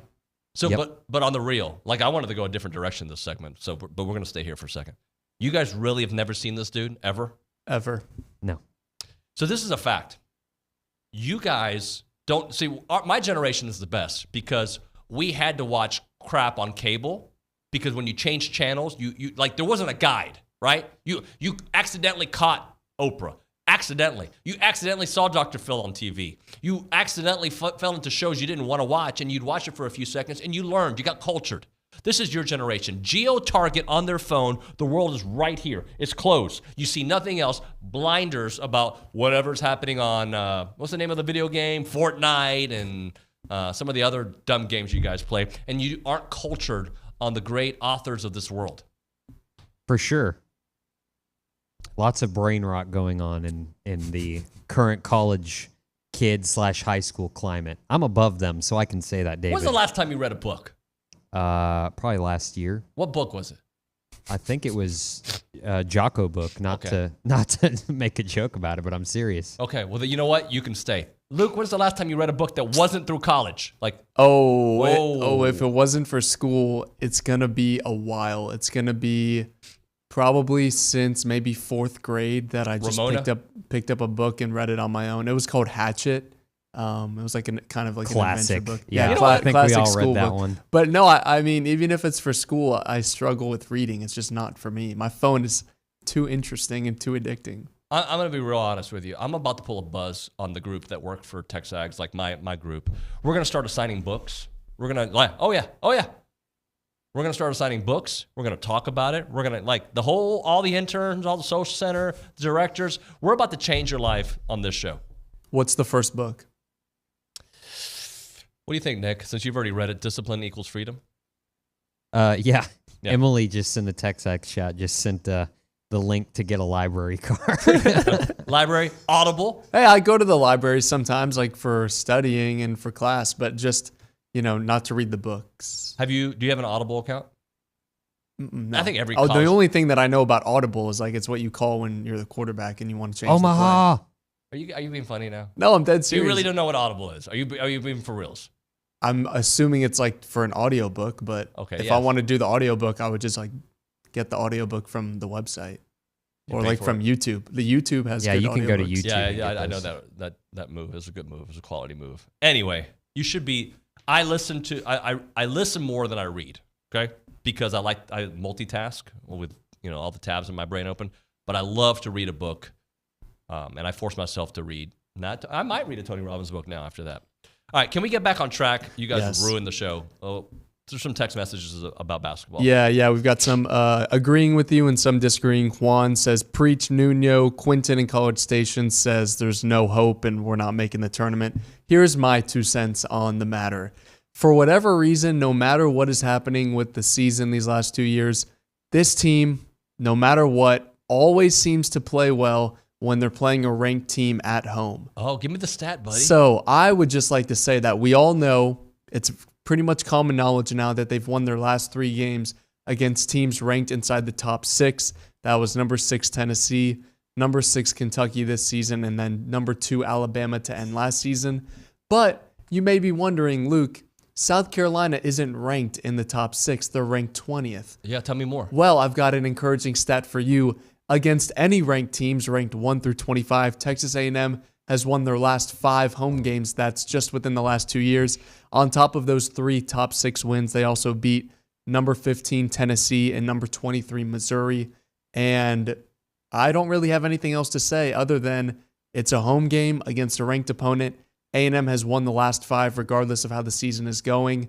And I think they're going to get up for this South Carolina game. South Carolina is a good team. They're not playing to the level that they were to start SEC play, but nonetheless, they're a good team. I just still think that Texas A&M is going to show up for this one. Power and positivity, Luke. You see how much better you feel about yourself? Yeah, after saying I just it out manifest. loud? I manifest all day. Talking me back into it. Yeah, like I think we're all in. I think we're gonna we might win by 31 points. We better.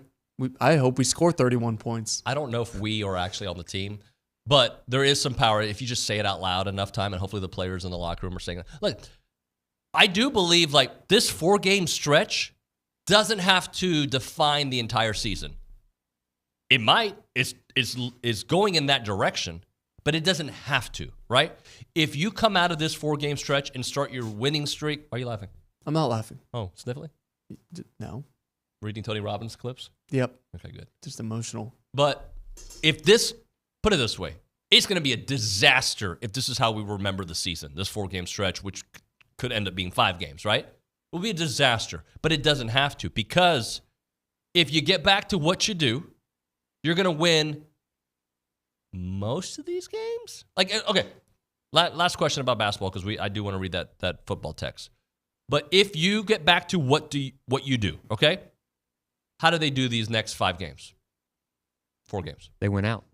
I would actually say they went out. Okay. I would agree. I would say the only challenge left would be Ole Miss. Okay. If they get back to what they do. Correct. The team that we saw, not necessarily the February 3rd through 10th, okay? Not that beautiful week that was awesome, 3-game win streak.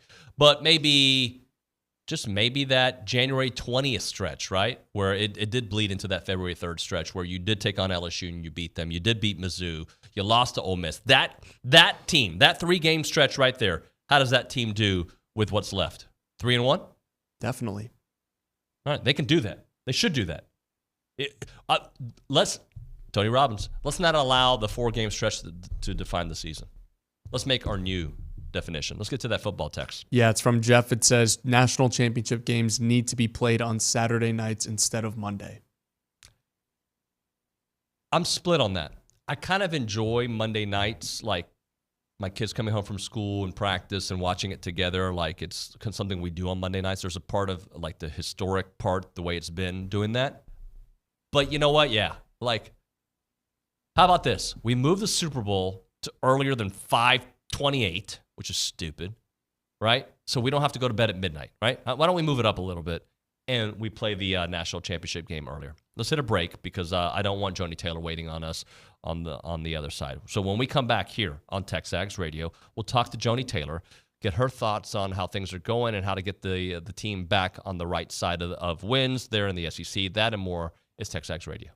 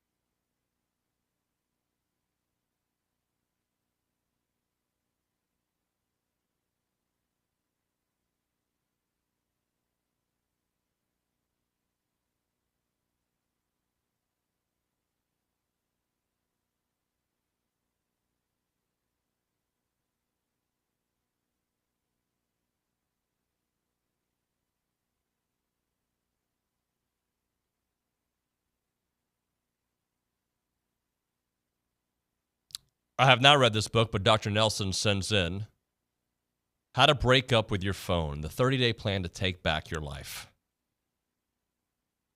I think even every generation, old people, I'm part of that community, I guess, young people, everybody's on their phones way too much.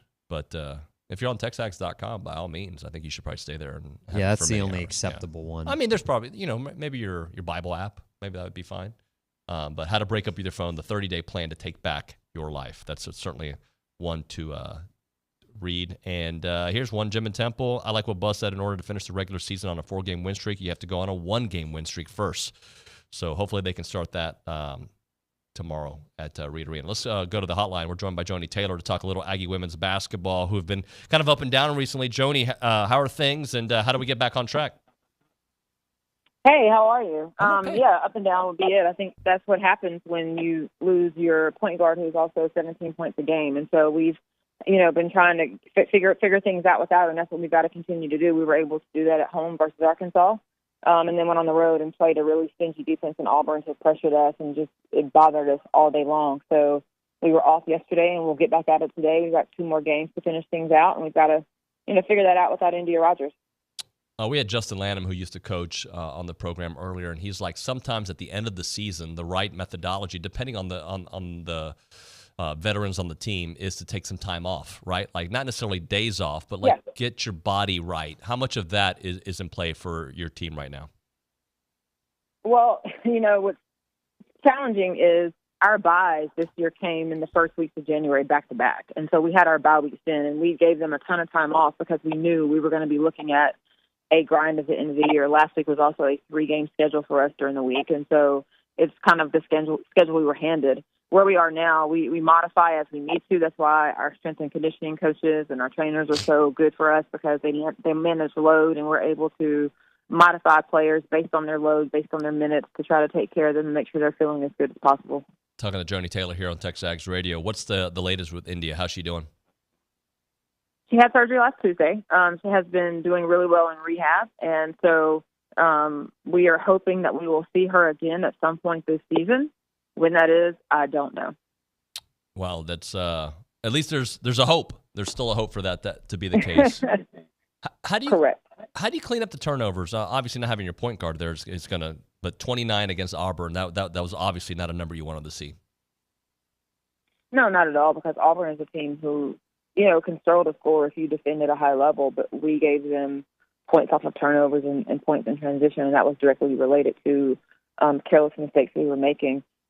Everybody has injuries, so having an injury is not an excuse. The timing of ours just isn't good to lose your point guard at the end of the year when you are also trying to close out a season to put yourself in position to be in the NCAA tournament, to have good seeding in the SEC tournament, and now you're having to adjust without, a fifth-year senior who is the reason why you don't turn the ball over, and also you have to make up 17 points a game. So the hill we climb, right? But it's a hill everybody climbs at some point. I think for us, we've got to be better about getting to spots faster. Our point guards had a lot of heat on them Sunday, and at times we didn't sprint to screens and get things set up as quickly as we could have. So it's a shared responsibility. To answer your question, our point guards have got to be better. And then our other players have got to get open, and they've got to be open when they're supposed to be open and take some heat off of our lead guards. Excuse me for asking. The talk show host in me just wants to know, I know you have to focus on Tennessee, the next game at hand, but how much of the conversations are about the NCAA tournament, or is that not even something you worry about at this point? Well, if you don't take care of Tennessee and Alabama and have a run in the tournament, there is no conversation about the NCAA tournament. So again, is it in your mind? Sure. It's not anything we talk about with our team, because for our team, it's what's in front of us, because you've got to handle what's in front of us to get there. We're not in a position to say, hey, we're in, so these games determine seeding. We're trying to get in. Last time I looked, we were the last 4 in, and that was before our game on Sunday, so I don't know where that puts us now. Are we on the bubble? Are we out? Are we in the play-in game? But for us and our team, it's what's in front of us, and that's how this team handles information best, and that's how we have approached things with them. Joni, every team's different. We've focused a little bit on some of the struggles, but what about recently that maybe you've liked? What are some things that you've seen on the court you're like, all right, I see where we're going here? Yeah, I think defensively we've stepped up the last couple of games. We've held, even in our loss to Vanderbilt, they had 49 points. Offensively is where we've got to get some things going and figured out. did the same thing against the Arkansas team that is the third highest points per game in our league. And go to Auburn and do well defensively. So our defense is continuing to stand, which is something that I'm excited about. I think we've done a good job of getting our sending people to the line was a problem for us earlier in the year, and I think we've done a good job of addressing that, not letting people get to the free throw line at the rate in which they were prior to the start of the SEC season. I also think, we've got some players back. Soleil came back and was a huge boost for us offensively against Arkansas. And so, again, getting a good flow with some of our bench players that could knock down some shots and open things up for us is vital in these last couple of games as well. What is your methodology in game for not allowing one bad quarter to become two bad quarters, and making sure that the players have a short-term memory? It's something we talk about every single day in practice. It's not anything that you can wait until the moment comes and think you have a solution for if it's not something that you're constantly talking about. So we have catchphrases, we have sayings, we have things that hopefully snap us out of what just happened and can move us in the right direction. Sometimes that happens faster than others, depending on the person or if it's a team thing. But we all know those mantras. We all know those sayings. It is just, repeated quotes and mantras that are constantly talked about in the film room, in practice, and in games. And so those are the things that we go to. And then we really believe in trying to get to neutral in the sense of, let's not get too high, whether we had a really good quarter, or not, let's not get too low. What's the next best thing we can do? What's right in front of us? That's the next best thing we can do, and that's what we try to focus on. Sometimes it works better than others. Joni, get us ready for Tennessee, a team you had success with earlier this season there at Reed Arena. A tough matchup. I know that was one of those games where I think it was the third quarter where you all got super hot. Talk a little bit about that. Maybe it was the end of the second quarter, excuse me. But regardless, talk about the matchup with Tennessee. Well, the first thing I'll say is they're a totally different team now than they were when we played them the fourth game of the season in January. They've got a first-round draft pick in Rashia Jackson. Their 6'6" post player, Tamara Key, who only played 14 minutes when they came to College Station in Reed Arena, is now back in the starting lineup. I'm not sure if our fans are familiar, but she had blood clots in her lungs last year and had to sit out all of last year. So when we saw them here, she was just getting herself back in shape and in the flow, and now she's over 20 minutes a game. And so we've got to figure out how to maneuver her and get her away from the basket to open up scoring opportunities for us. They shoot it really well. They've got 5 players who average double figures. So, again, we'll have our hands full.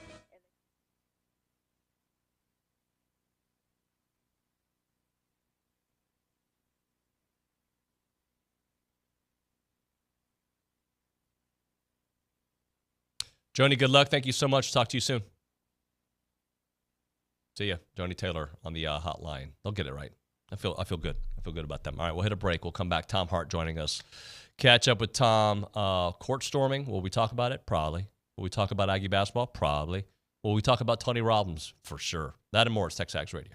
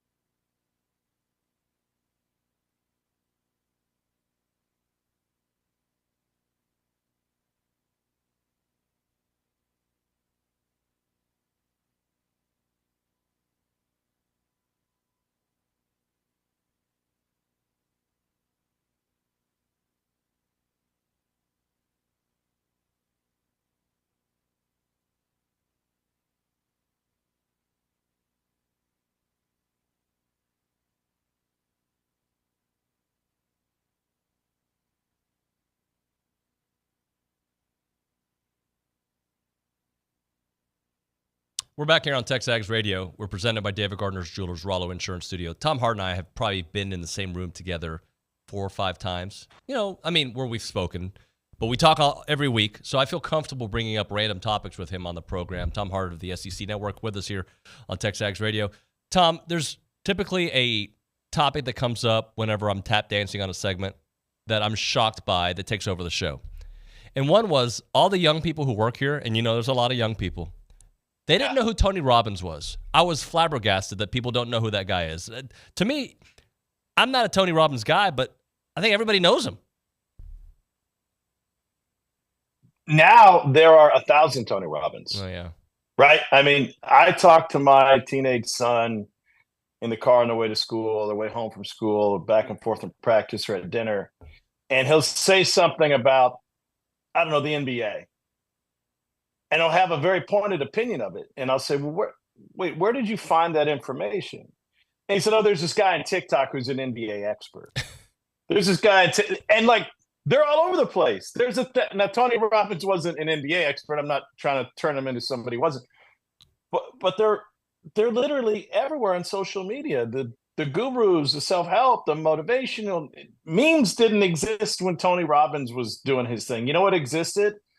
Those posters in your guidance counselor's office that was a cat on the toilet that said, hang in there. Like that was the meme if memes existed back then. And every 22-year-old in the office right now is like, what are these old guys talking about?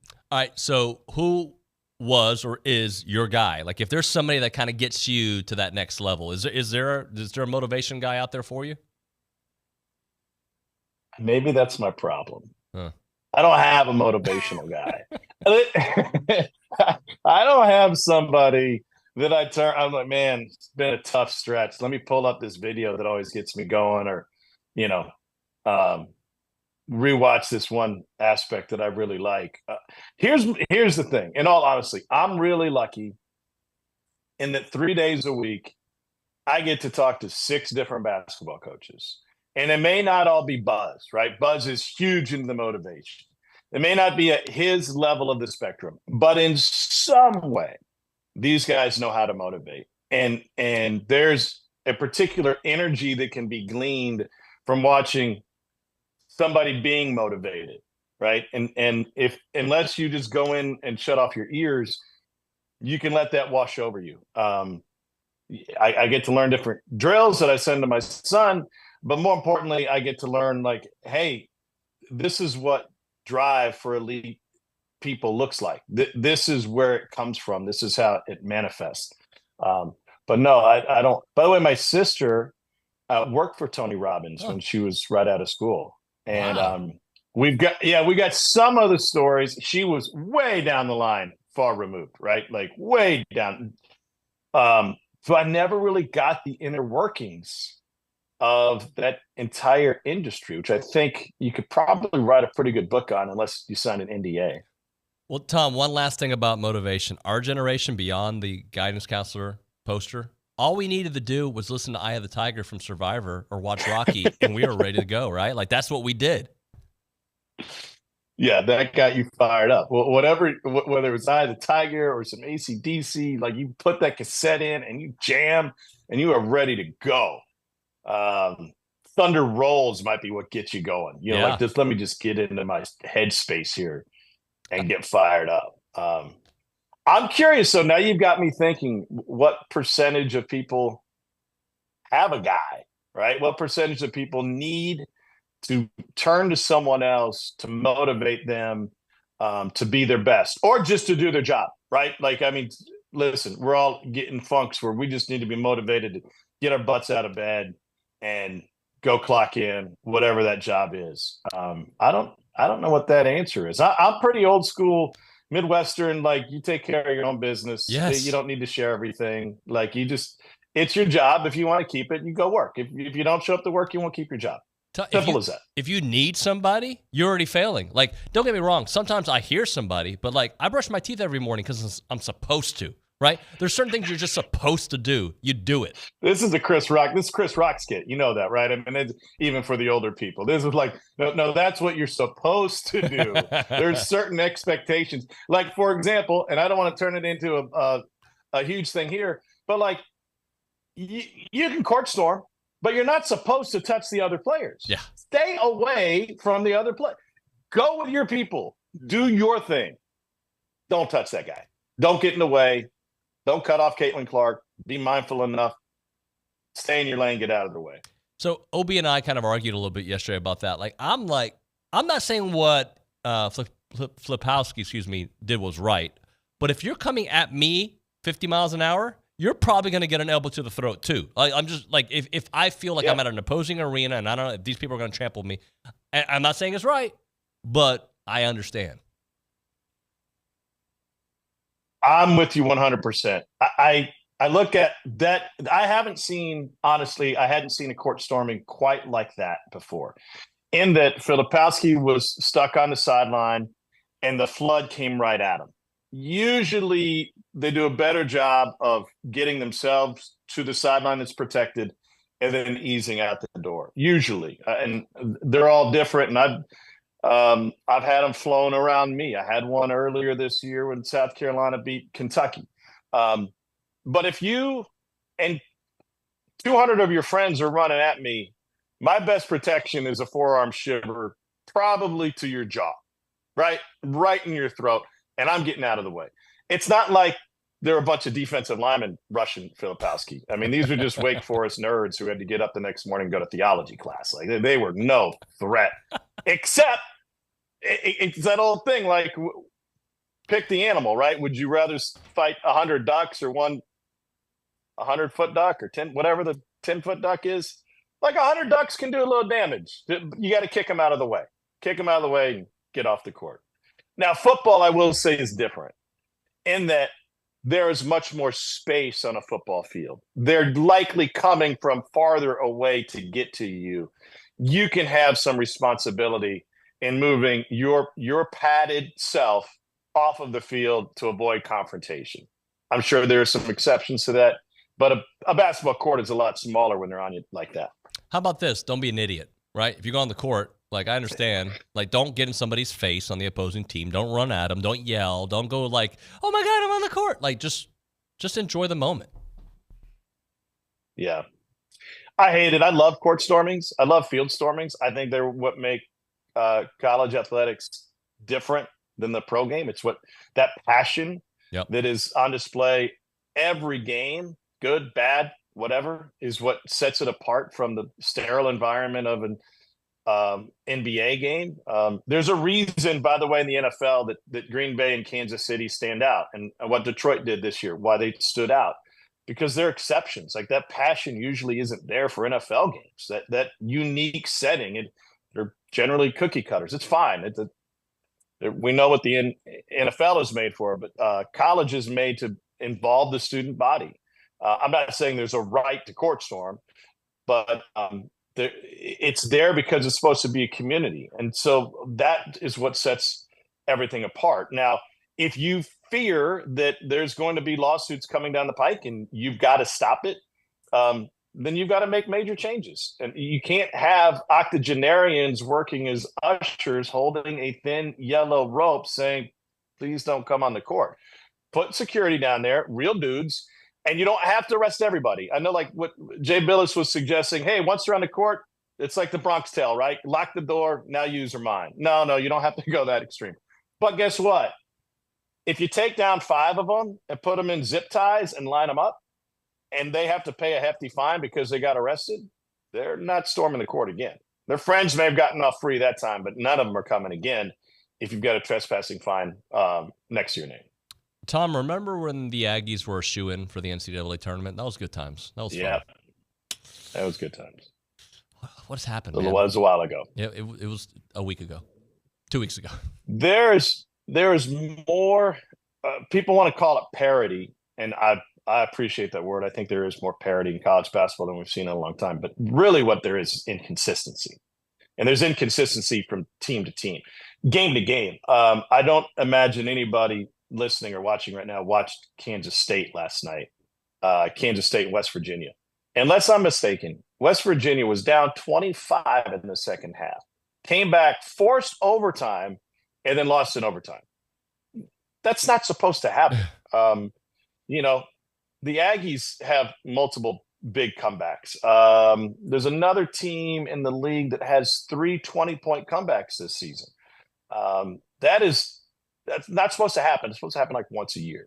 But because of the roster makeup, I think, and the fluidity of rosters, you just get this wild inconsistency. And then here's the bigger challenge. And only assistant coaches and parents know what teams this is happening with.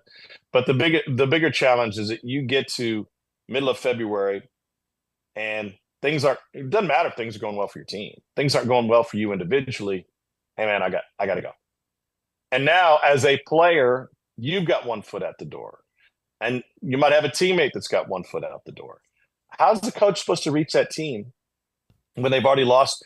In the past, you lose a guy and he can sit at the end of the bench, or you can take his minutes away and you can keep the team chemistry. Now it's, hey man, I'm going to bounce, get you guys ready. Like, let's get out. That happens across the country. And so I think that's a real concern, and it's a new challenge for every coaching staff. Talking to Tom Hart here on TexAgs Radio, presented by David Gardner's Jewelers. Eli Drinkwitz, I didn't hear exactly what he said about the EA college football game coming out, but he was disappointed apparently with the offense, and he's got a good offense there. Have you seen his whole thoughts on the whole thing? No, hold on.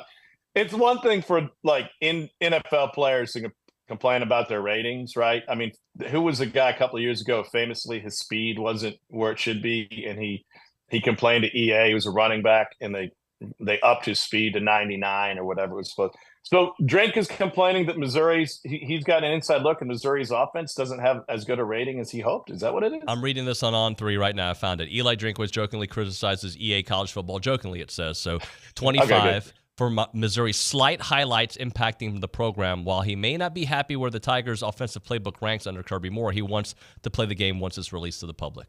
So apparently he thinks the offense should be better. This is new. I mean, even for Eli, to complain about it, even jokingly, but to complain about it before it's a thing, before anybody knows it, when does the game doesn't come out till the middle of the summer, right? Right. That's amazing. That he never misses an opportunity. He wants that offense tweaked up a notch. Before we hit March 1st, I'm sure they can tweak it before that last update goes through. Genius. Well, he's a guy that I think it took a winning season for people to recognize he's great for college football. Yes, we've lost big personalities and big names. Jim Harbaugh is an odd duck. There's no question about it.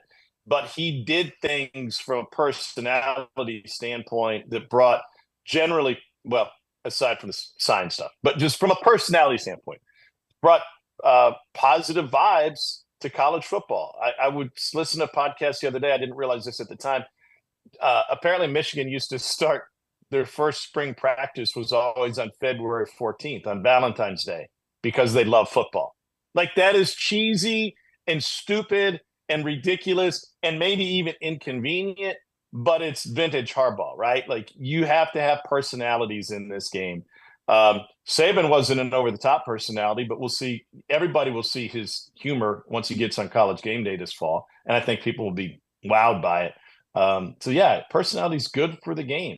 And quite frankly, with the roster turnover team to team, semester to semester, it's easier to sell the coaches and make them the face of the game than the players, because by the time the players make an impact, they're gone. Right. And so I think it's harder to take advantage of that if you're trying to market it.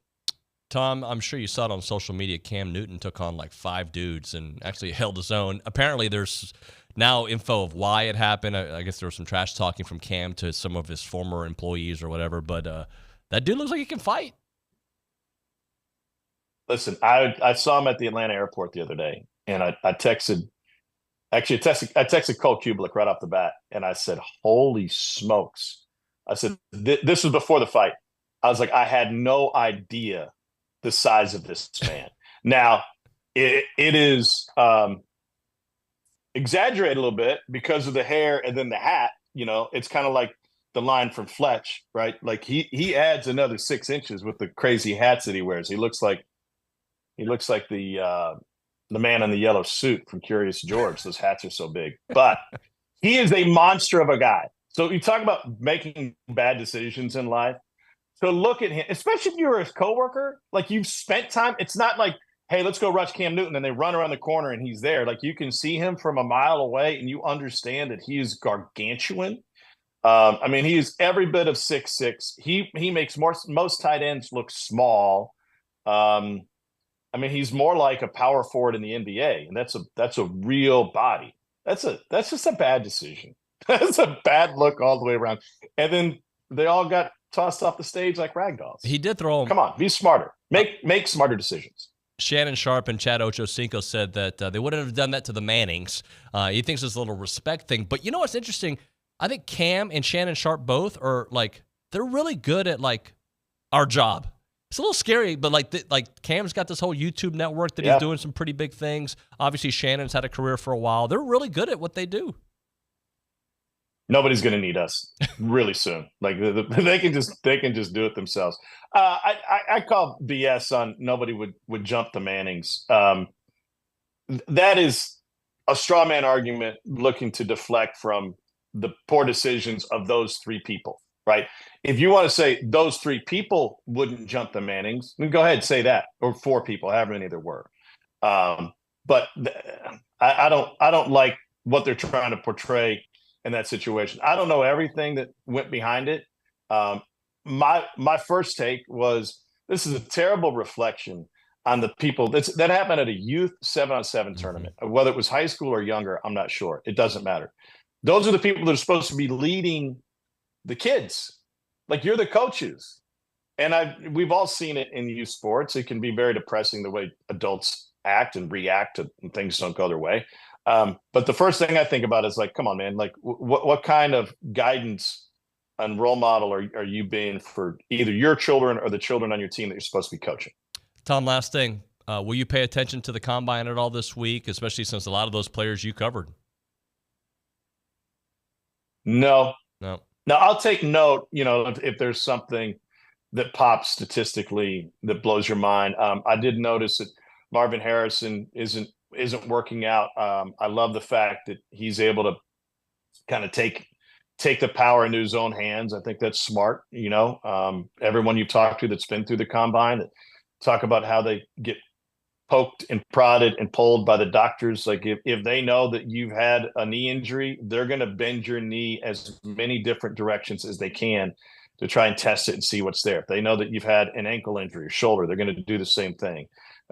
So for Harrison to be in a position as the best wide receiver in the draft to say, nah, not for me, thanks. More power to him. But to me, it's kind of like recruiting. I love the games. I want to see guys on the field. I just don't have the bandwidth to stay through it, if we're not keeping score in that regard. Appreciate you, brother. Thanks so much for making time. Hi, David. Be good. Thanks. See you, man. Tom Hart, big fan of Tony Robbins. Yes, he is. TexAgs Radio, presented by David Gardner's Jewelers. We'll come back with Around the SEC. But right now, caller number 1, we're going to give you a free car wash from Aggie Express Car Wash in South College Station off of William D. Fitch in Greens Prairie. Aggie owned and operated with the friendliest staff and a personal touch. They offer a monthly membership. We're going to give the first caller a free car wash right now from Aggie Express in South College Station, 979-693-1150.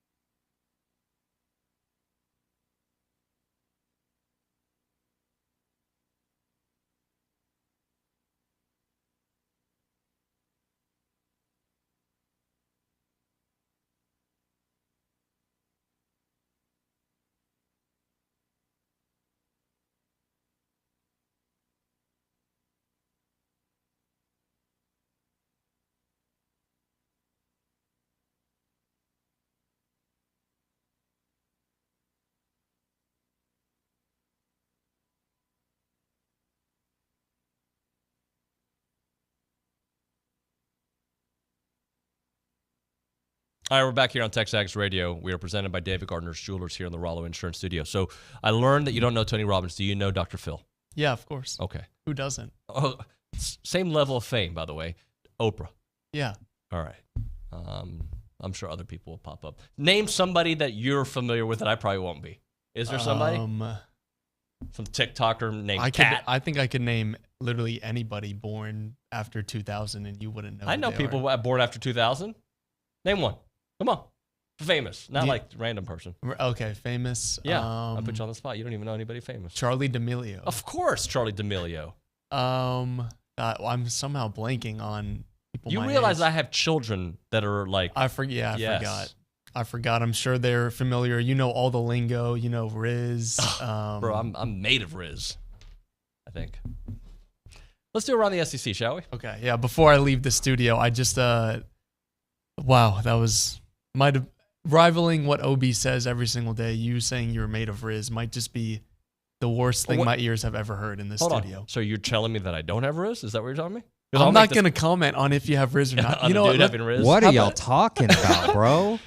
Sorry, Nick. Sorry. Okay. Can we get back on track? Yeah. Before we go around the SEC, I want to give my TexAgs performance of the week since we do A&M performance of the week. This week and pretty much every week, it's going to go to Cade Bickham, who we all Cade. love here. Yeah, he works here. Yes, he is incredible at what he does here, but also what he does on the mound playing for Texas A&M Club Baseball. His stats this weekend, 5 2/3 innings pitched, 3 hits, 1 run, 0 walks, 7 strikeouts, and a win. My question for you, David, and for Nick, do you think you could get a singular hit off of Cade?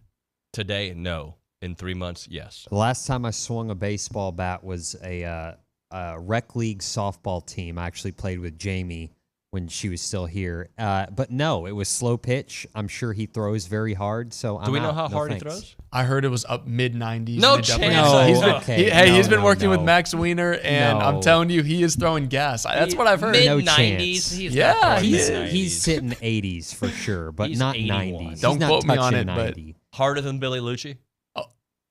Am I allowed to say the truth? I wouldn't go there.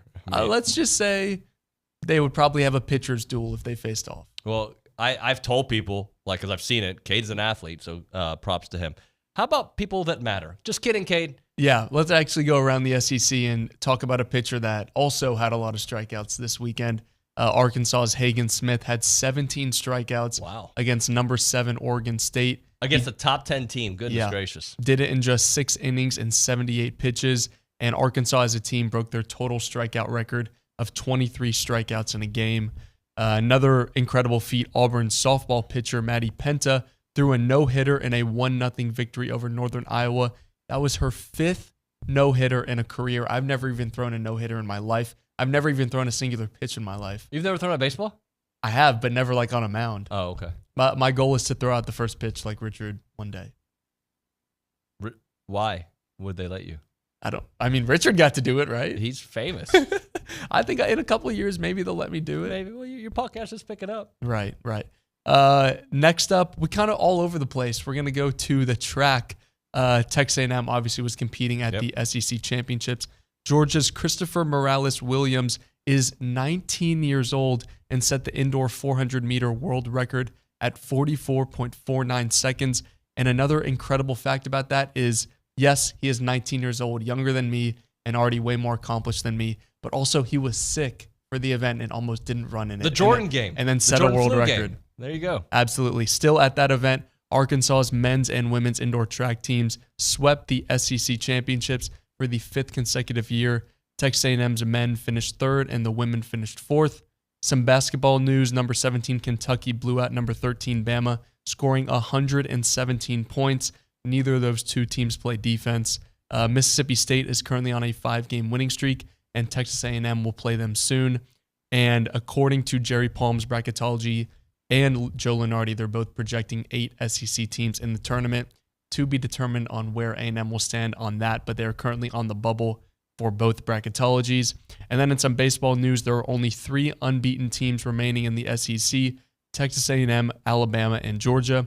The last 4 national championships, which all come from the SEC, LSU, Ole Miss, Mississippi State, and Vanderbilt, are currently a combined 20-12 this season. So a little bit of a rough start for all 4 of those teams. Let me jump in there. A&M coming in at number 7. They were number 7 in both polls, behind 3 of those SEC teams that you're talking about. One of those is LSU at number 2. Florida drops to number 4. Arkansas, number 5. Absolutely. That was actually my next point. Oh, my bad. Thank you for that. Texas A&M is ranked 7th, so something good to cheer about over on the Diamond. And as for the SEC as a whole, we all know it's an incredibly competitive league. They picked up 2 ranked wins over the weekend, with Auburn taking down number 18 Iowa and Arkansas taking down number 7 Oregon State. A week from today, Texas A&M will have their first crack at a ranked team when they travel to Austin to play Texas, in just another midweek game for both teams. Yeah, just another midweek game. Here's something for you. So what was Cade's stats again? Give me those stats. 5 2/3 innings pitched, 3 hits, 1 run, 0 walks, 7 strikeouts. If you get that from Chris Cortez tonight, A&M wins. If you get that against Texas next week and Chris Cortez is your midweek starter, A&M wins by a lot. I think, I mean, it can't be stated enough how incredible the starting pitching is. Just even the smallest difference of going 2 to 3 innings to now being 5 and 6 innings from your starting pitcher. So incredible to see, and who knows, maybe Cade will get the nod for Aggie baseball. I don't think so. I don't think that's how it works. I don't think they do call-ups in the middle of the season. I think they do, actually. It's a new rule where you can call up from your club team. And, of course, with Cade's incredible You did hear stats. Schloss yesterday on the show say, we can't even travel with a lot of these folks when we start traveling to these games. Because of the competition, and Cade is right there with them. Gotcha. Yeah. What else do you have for us? That's actually all I've got. Just a couple things from the YouTube chat. There seems to be a little bit, I wouldn't say a argument, but obviously the hot topic of the court storming, and you just talked about it with Tom Hart. And there's actually a chat from SB that said fans should be allowed to wear headgear since they're not athletes when they storm the court. How about don't storm the court? Look, I'm with Tom. I love to see what it looks like. I don't want it to go away, but I also don't want idiots to make it go away. And one day someone's going to get hurt because people are idiots when they get in that mob mentality. So just don't be stupid. Go on the court, clap, have a good time, but don't try to run into people. Absolutely. And another one of his chats says, is anybody going to service tonight to worship our Lord Tubbington? Lord Tubbington. That is in reference to Jace Lavalette, who's nicknamed Lord Tubbington. They will host Lamar at 6 p.m. at Olsen Field. I will be watching. And I will be there. Thank you, sir. Appreciate you, sir. Thank you. All right, let's hit a break here. When we come back on TexAgs Radio, we're going to pound the rock with Tap and Hop right now. Troubadour Festival time, a Texas barbecue and music experience. It returns to Aggie Park. It was there last year. It was awesome. This year, Saturday, May the 18th, and this year's event is even bigger and better. The Troubadour Festival is bringing together 35 of the best barbecue joints in Texas for you to indulge in unlimited samples of their incredible smoke creations, and you can't forget about the awesome music. Every year, there's great bands that come out there. There's live country music on 2 stages all day long, including this year's headliner, the country music icon Travis Tritt. He's going to be joined by Texas country legend Pat Green, as well as William Clark Green, the Red Clay Strays, Cameron Saki Band, and much, much more. Whether you want to experience the barbecue and the concert, or just the concert itself, there is certainly a ticket for you, and tickets are on sale right now at troubadourfestival.com. Again, that is troubadourfestival.com. Get your tickets right now, and you can see everybody at the park there. Again, it's on Saturday, May the 18th. It is the Troubadour Festival number 2.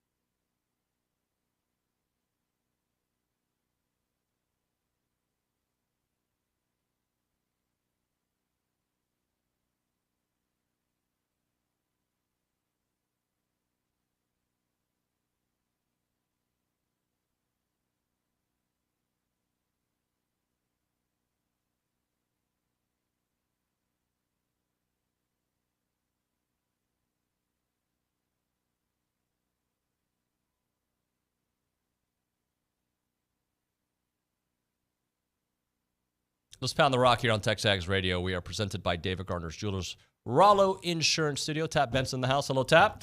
Hey, David. What's going on? I'm too busy studying all those new terms and people y'all were talking about. You got a lot of riz, bro. You got the riz. Oh, well, thank you. I think. Yeah. Thanks. Hop? Not sure if riz is the word I would use to describe you. Look, I'm not going to engage in that because I'm still in full depression after these last 2 weeks. All right, so let's start there because as a talk show host, I sometimes do the seesaw thing, right? Like I present why it can happen, why it can't happen. Like I feel like that's my job is to present both sides of the argument. This is a tailspin that I did not expect, and I bet you all didn't expect it either. Yeah, I think you know that last 4 games, 2 of those you knew on the road were going to be very, very difficult, and then 2 that you thought were winnable. Well, you lost the winnables, but even that, you look at how they lost the games. I was expecting an 8 to 10 point loss, but I wasn't expecting a 35-point loss, and I wasn't expecting multiple layups in the half court that they were just giving Tennessee. I was really disappointed in the defensive effort in the last game. It was just, normally, even if A&M's giving up points, the other team is earning those points. They were going down, and the first pass to the wing connects wide open for a 3. Right. And there was no effort in terms of it was so easy for them to get their points, and that's what really disappointed me. Well, historically we've said how many times, Buzz will have his team playing the best come February, March, and it's not. This is probably the first time going back to maybe, one of the COVID years or something where it hasn't happened. And so I think that's what we're shocked about. But you're right about the effort, and that's one thing we've always said, no matter what, they play hard, they're going to give effort. And, maybe Alabama, maybe Tennessee, did we see that once they got down? Did they stop believing in themselves? Yeah, well, I thought they were going to blow out Arkansas. I did. I thought they were going to, and I thought Vanderbilt, they should have still won as bad as they played. But part of the problem is the offense, as inconsistent as it's been all season long. Now your top 2 scorers last few games haven't been really that effective. What is going on with Wade's game, huh? Well, I think, it's just my opinion, I think the fact that the SEC coaches have figured out it's pretty easy to scheme against A&M's offense. You know what's coming. There's going to be a high post screen, and they're going to allow Wade and Boots to kind of navigate and create. And Tennessee just, if you look at from the first Tennessee game to the second Tennessee game, they allowed Wade man on man going to the hole. Last Saturday, they were just blanketing him and being physical with him, and just really, and by the second half, Wade wasn't even trying to go to the rim. Yeah, usually when you run an offense like that, you have a sharpshooter sitting out there. So if they have to come and help, like Tennessee was, kick it out, knocks down to 3, you have to make a choice. Well, there's no choice right now. Stop Wade Taylor. Whoever has the ball between Boots and Wade, you stop them. We'll take our chances that, with the 3-point shot. One of the things Justin Lanham said earlier is A&M has got to attack the rim before these defenses get set. Tap, start us off here. How much of that are we missing? Because, they are getting into the half-court set, and we know this is not a great scoring team in the half-court set. Again, most coaches will tell you if you're not scoring in the half court, you got to push the ball and try to up the tempo and get, shoot before their defense is set up. And, I haven't really seen that lately. But the other thing about it is the defenses always seem like they're back, knowing we got to stop them. They're giving up maybe some offensive rebounds just to make sure they don't let A&M score in transition, because that's the only way they can score. Yeah, and I think to me, what a Buzz Williams team has done in the past, they were very good in live ball turnovers, which creates the fast breaks. Yep. They aren't getting live ball turnovers for whatever reason, and that is leading to the fact that the fast break points just aren't there. Let's, again, this just popped into my head. So, typically Buzz this year played a much tougher pre-conference schedule before Christmas, so he wasn't able to use the bench as much. Maybe legs aren't where they usually are at this time of year. You hate to say it, but it happens. And because of the way they have to play defense to try to create those turnovers and stop scoring, maybe it's just the fact that they don't have the legs anymore because those guys played so many more minutes pre-Christmas due to the fact what the committee has told us for 2 years, It's the whole body of work. And I wholeheartedly agree with that. I know Tom kind of insinuated that maybe that Buzz has lost the team. I don't think he's lost the team mentally. I do think it may be a legs issue and on the things you talked about, but also when there's so much mental and physical focus that Wade and Boots have on every possession, that takes a toll. I mean, they can't take a possession off and let somebody else create. They have the ball in their hands 90% of the time. So how do they get Henry, who's played better recently, get him back to the Henry that we saw at the beginning of the season, who was routinely giving you a double-double and higher points? I wish I knew. I mean, I remember back in, I guess, the first year Henry was here when they kind of made their run through the SEC tournament. He was basically playing the 5 at that time in the tournament and really had a good tournament. And so I think Henry's still trying to figure out what his role is sometimes, game to game, possession to possession. Is he supposed to be down low? Is he supposed to bring his guy out front? I think Henry's probably best with his back to the basket, even though he is a little smaller. But I think with his bulk, he's able to make some things happen down there. Yeah, I think, and I noticed this in the Tennessee game, there were long stretches of time in the offensive set where there was nobody in the lane, no defensive player, no offensive player, and there's absolutely no low post pressure. There's no inside out game at all. And if that's the case, there's not a whole lot that a big man can do, especially someone who's 6'7.5". Right. And that goes back to, like you said, they're trying to penetrate, so they're clearing out the lane, because we're not an entry pass team, and like you said, then kick it back out or anything. So, guys, I've harped on this for over a year. It's about a year. Too many three-point shots. I recognize, like, sometimes this is the only way this team's going to get a shot off, but they're not a three-point shooting team, yet they shoot a lot of threes. So, like, you've coached, like, do you see why they're doing it? I can only say this. I'm still a big proponent. I watch a lot of games, and I don't understand. We go to take the three. They defend it. We go around. We get penetration. We get the nice little 10-foot jump shot that's wide open, but we continue to go to the goal. I mean, it's just the basketball today, I think, is either you taking the three or you're getting to the goal. Well, they're letting us take the three because that's the shot we're doing. They're giving us. So I think that's why, is because it's the open shot. Yeah. And I think it goes back to philosophy and makeup of the roster. And I think that's something, and I know we're not yet talking about the offseason, but there needs to be at least some analysis of how do you want to game plan.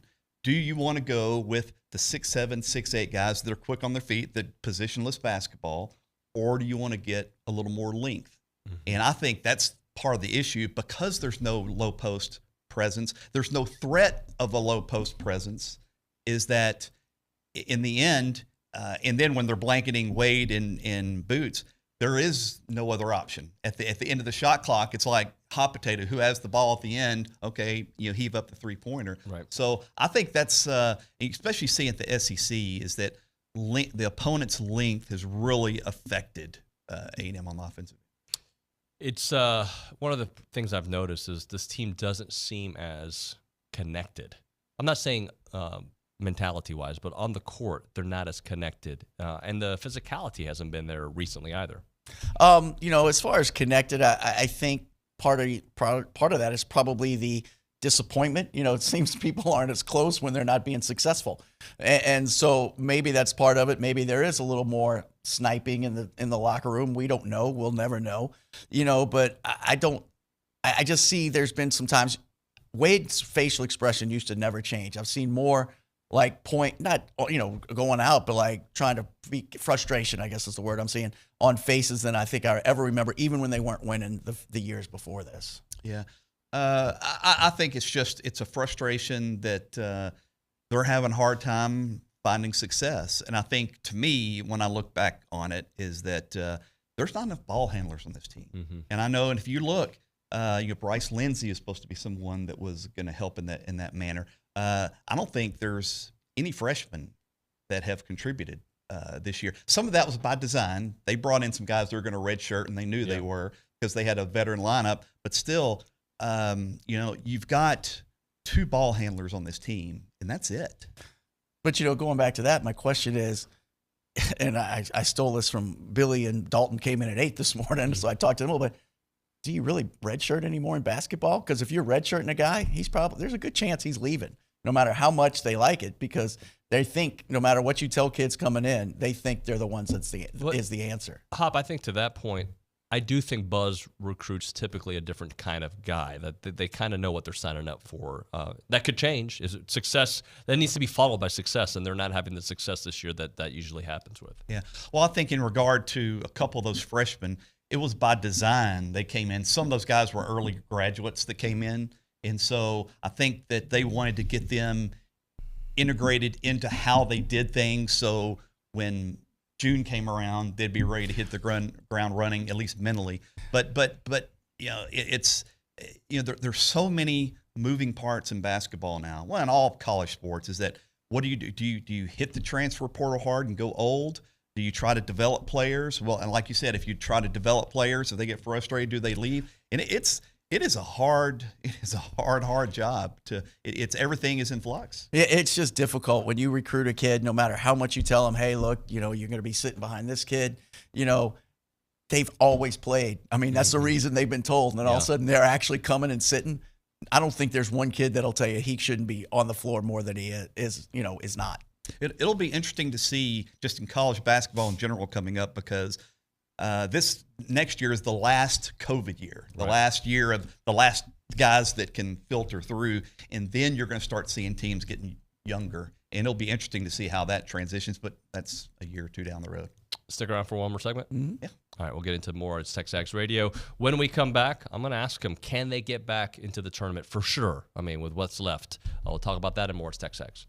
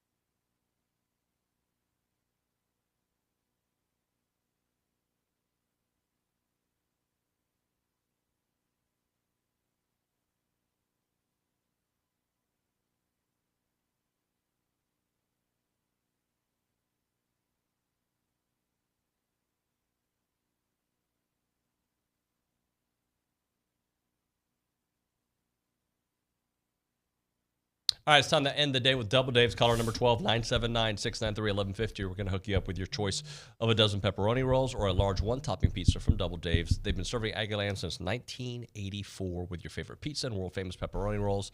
They have reliable in-house delivery, bringing piping hot goodness straight to your door. Just click on doubledaves.com, and your favorites are on their way. Got Tap, got Hop here to finish out the show. All right, so what does a victory tomorrow do for the way you will look if... And it's a big if. I mean, they've lost 4 in a row. What does a victory tomorrow do for the way you look at the rest of the season? Well, if they win, I think they're not out of the woods by any shot. I kind of see these last games are really toss-up games. The more difficult games are at home, and none of them are easy, but they're certainly winnable games. It's not an Alabama or a Tennessee or an Auburn. Those are games you can win. And so I look at it as they've just got to get right mentally, physically, and get back to their style of basketball and get on a roll. I don't think it's anything that I think there's an opponent out there that can stop them. They will stop themselves these last 4 games. I just want to see some smiles on their faces. They seem to play better when they're having fun and going back to connection and having fun with each other out there. And it's been a grind for them. And you're right. They just have to have some success. And a win tomorrow, certainly, I think most importantly, they got to look at that win total if they were looking to go beyond, and so a win, and that helps that tremendously. Is tomorrow a must win? If they're going to make the tournament, do they have to win tomorrow? Yes. Yeah. I mean, they're out of runway, right? I know that a lot of people are talking 9-9. They're at least in the discussion because of their non-conference strength of schedule. But I mean, if you lose 5 in a row and then the last 3 games are toss-up games, it's hard to at least realistically think that they're going to magically turn around on the road and win 3 in a row. But the committee has already told us that 8 games in a row doesn't matter winning, So again, to me, we would like to think that, but we know once they get in their room, they're going to go, they lost 6 games in a row in the middle, And so you would like it. They can't afford to lose, or it better be come down that they look very good and lose at the end on the road. If they win 4 in a row, all right, let's say they get to 10 wins. Does that, you think, get them in the tournament for sure? Yes. Yeah, no question. You feel that way, but I still think there's and maybe I got my maroon glasses, even though I, not a true Aggie. There's a bias against. I don't know if they're upset that Buzz wrote that letter 2 years ago or whatever else, but I just still think that committee has something against that. Well, I think on the counterpoint to that, SEC has pretty good standing this year. It's pretty strong this year, and so most people projecting. Anywhere from 7 to 9 spots. And A&M, if they can win these last 4, I think definitely puts them up there because their strength of schedule is so much greater than Ole Miss, Mississippi State, those type of teams that will be battling for those spots. Who has to step up? We know Wade has to step up. We know Boots has to step up. But for those guys to step up, I feel like somebody else has to be a real offensive threat. Well, quietly over the last, even though we've been through a losing streak, quietly, Jace Carter has, and to me, and I've mentioned this before on the show, is that the key to Jace Carter is getting him open shots and rhythm. Mm-hmm.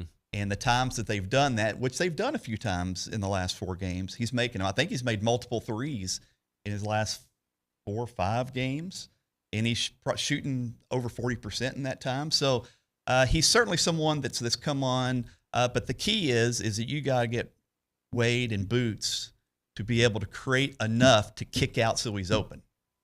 We talked about him earlier. I think since you took Jace, I'm going to say Henry. You need Anderson and Solo to do what they do defensively and rebounding, and then Henry's got to step up and get some points for us. You think if they win tomorrow just for the locker room, all right, here we go. Let's finish strong. Just one game can make that much of a difference? With this team, I don't know, because every game is such a grind. Yeah. I mean, it comes down to the last possession or two, almost every game other than Tennessee and Alabama. And I think, Buzz has this mentality of, hey, I don't care what happened last week. I don't care what's going to happen next week. We're going to grind for this game. So I don't know. It's hard to say. I'm going to say there's pressure on them for these 4 games, but there's pressure on them almost every game in conference last year, so they're accustomed to this. And so maybe this pressure is just going to be, do they relax between games? We don't know, but they seemed ready to play last year, and I have confidence Buzz will get them ready this year. Yeah. And if you want to look for some optimism against South Carolina, South Carolina, they lost by 40 points on the road to Auburn a week and a half ago. And they're coming off, we've talked about the schedule. This is their back-to-back, their second of back-to-back road games. So we'll see. And maybe A&M can catch a break on this, the way the schedule's lined up. I do think if they catch a break, doesn't mean anything, but it can mean something. They can, all right, guys, let's go play our game the rest of the way. Tap and Hop, thank you guys. Appreciate you. Appreciate it. Thank you. All right, that's going to do it for TexAgs Radio here on a Tuesday. My thanks to all of our guests, obviously these two from Pounding the Rock, Tom Hart, Joni Taylor, Justin Lanham, and, of course, Charean Williams and Olin Buchanan there in the Go Hour. Tomorrow on the show, this is what we got. We got Tom Schuberth coming on the show. We've got Coach Henry on the show. We got Bronny, and we got Kendall Rogers. We're talking some baseball, obviously, after tonight's game. Hopefully another victory for Texas A&M. That's going to do it for TexAgs Radio here on a Tuesday. We'll see you mañana.